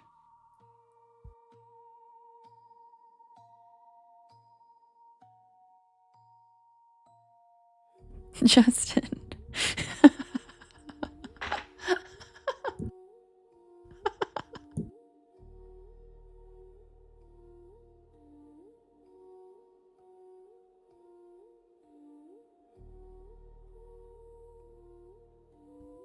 No, I didn't tell everybody that, Skrilla.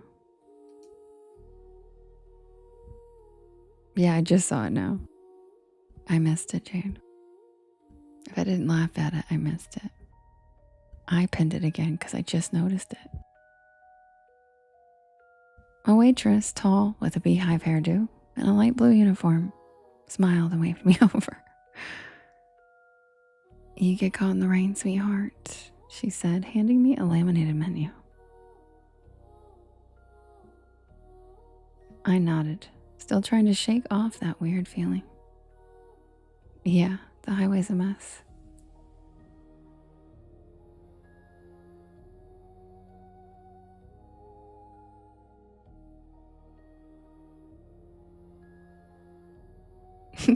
Jane said, worship her.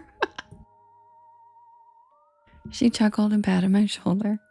Well, you're safe here. Sycamore's always open for travelers. I sat down at a corner booth. The vinyl creaked and I remember the jukebox shifted songs by itself and started playing some slow doo-wop ballad that I didn't recognize.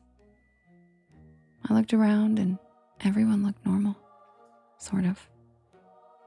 There was a trucker with a thick gray beard, drinking coffee at the counter. A young couple whispering to each other in a booth by the jukebox. Nammy's so high. And an older woman stirring tea like she was lost in thought. But they all had the same look in their eye, like they were there but somewhere else. Like they were watching me out of the corner of their eyes even when they were looking down. Well, and I do love Alfredo. Like, damn, that sounds good. The waitress came back with coffee. Strong, hot, and surprisingly good. And I ordered a grilled cheese with fries. Simple, safe. She wrote it down with one of those clicky pens and said, don't worry, it's on the house tonight. That was my second red flag. No diner just gives food away.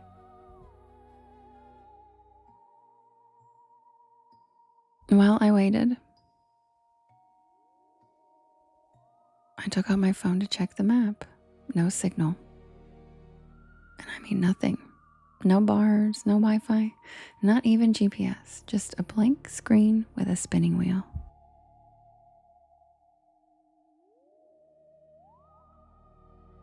I glanced out the foggy window. The storm was still going. But now the wind had picked up, and I could see the power lines swaying like jump ropes in the dark. But the diner stayed perfectly lit. Thank you, Sherry. Not even a flicker. Aw, thank you, Possum, for tagging her over there. The food came fast. Too fast, like under 5 minutes. But it looked amazing. Golden bread, gooey cheese, crispy fries. with a little metal cup of ketchup on the side. I took a bite. Delicious. I mean, I've eaten at a lot of diners, greasy spoons, college joints, and roadside shacks, but this was hands down the best grilled cheese I've ever had. The fries were perfect, and the coffee never ran out. Every time I took a sip, it was somehow full again.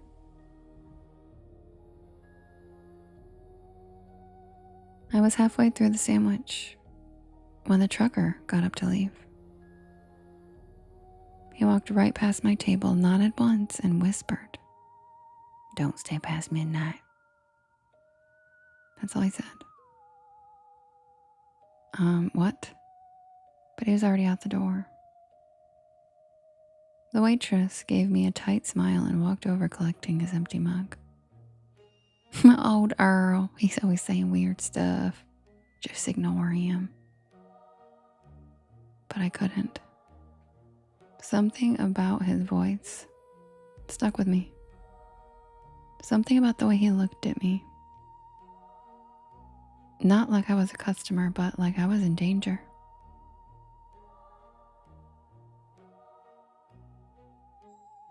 I checked the clock over the register. 11:42. I figured I had just enough time to finish my fries, grab the check, and head out. I still had at least 3 hours left on the road. But when I stood up, the lights flickered, just once and then again. And then everything in the diner stopped moving. The couple by the jukebox froze mid-sentence. The woman with the tea stopped stirring, her spoon hanging in midair. The waitress, her hand reached out for a mug, just stopped. Like someone hit pause on the entire scene. I took a step back. The jukebox buzzed, glitched, and restarted a new track. I could still move, but no one else could. And then I heard it. Not music, not a storm, a voice. Not coming from anyone I could see. Just a whisper that seemed to echo from the walls themselves. I backed toward the door, my heart hammering in my chest, and I turned the knob. Locked. Of course it was locked. I tried the windows, but they were sealed shut.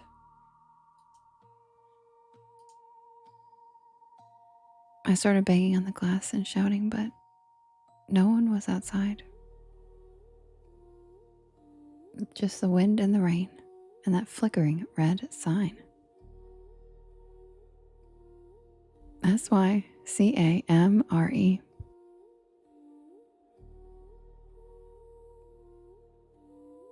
I turned back toward the dining room and everyone was gone.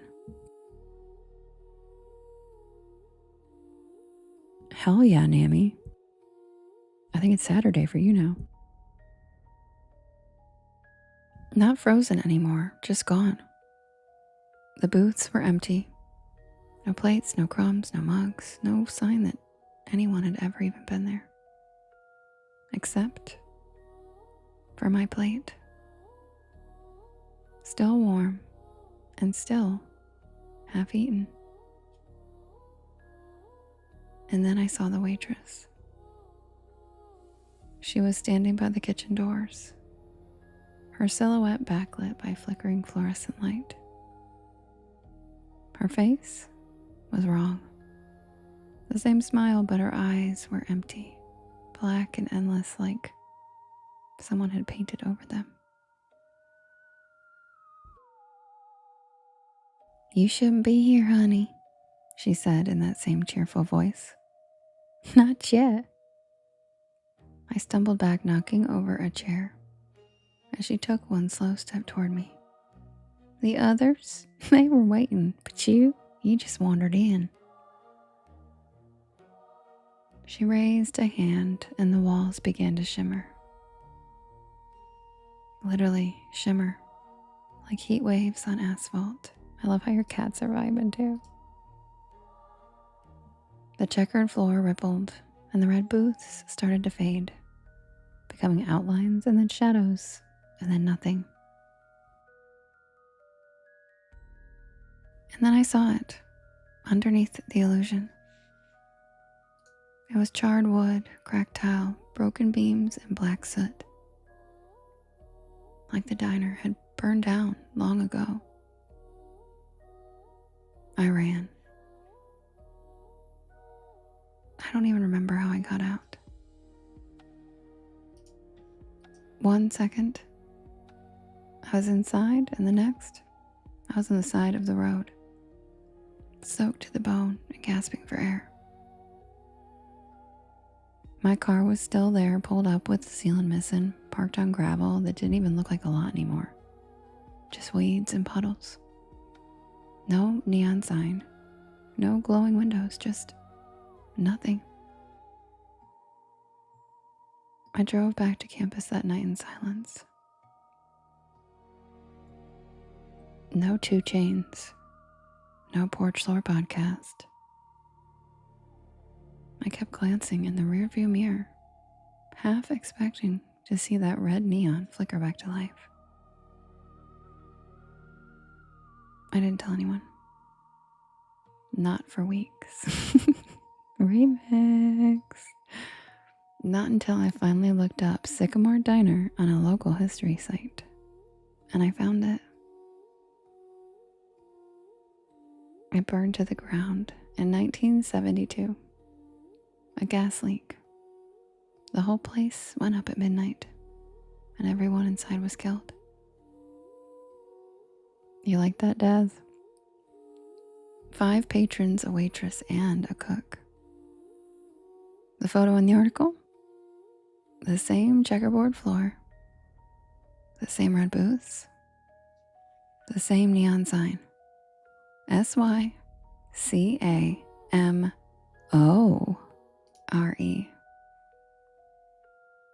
And in the corner of the photo, that same waitress, smiling. I never took that back road again. I don't even drive at night anymore if I can help it. And every time I see a neon diner sign, something in me flinches just a little, because I know I was there, and I know I wasn't supposed to be. But the part that keeps me up sometimes, the part that really makes my stomach turn, that was the best damn grilled cheese I've ever had, and I didn't even pay for it.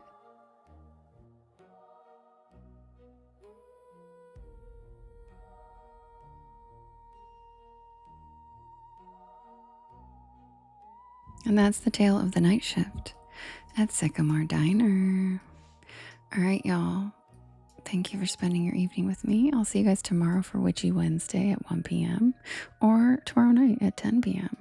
Now, let's go raid Elisa. I don't really know how this works, but I think we just all go over there and go Porch Pal raid, like Captain Casket did in my live a bunch of times. You guys remember? So let's go do it. We're yelling Porch Pal raid, right? Is that what we're gonna? Porch Pal raid in all caps. Porch Pal raid.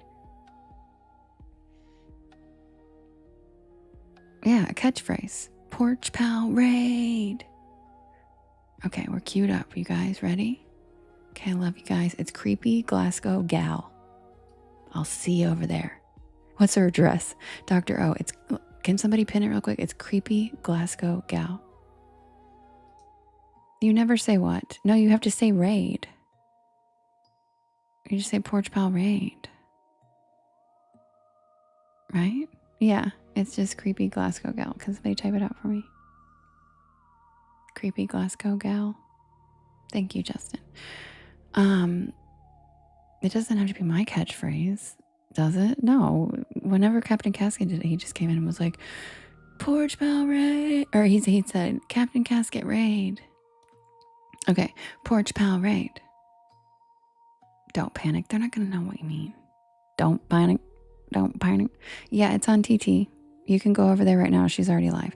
All right, guys, I'll see you over there. Let's go raid her. Porch Pal Raid. See you guys tomorrow. Stay spooky. Love you.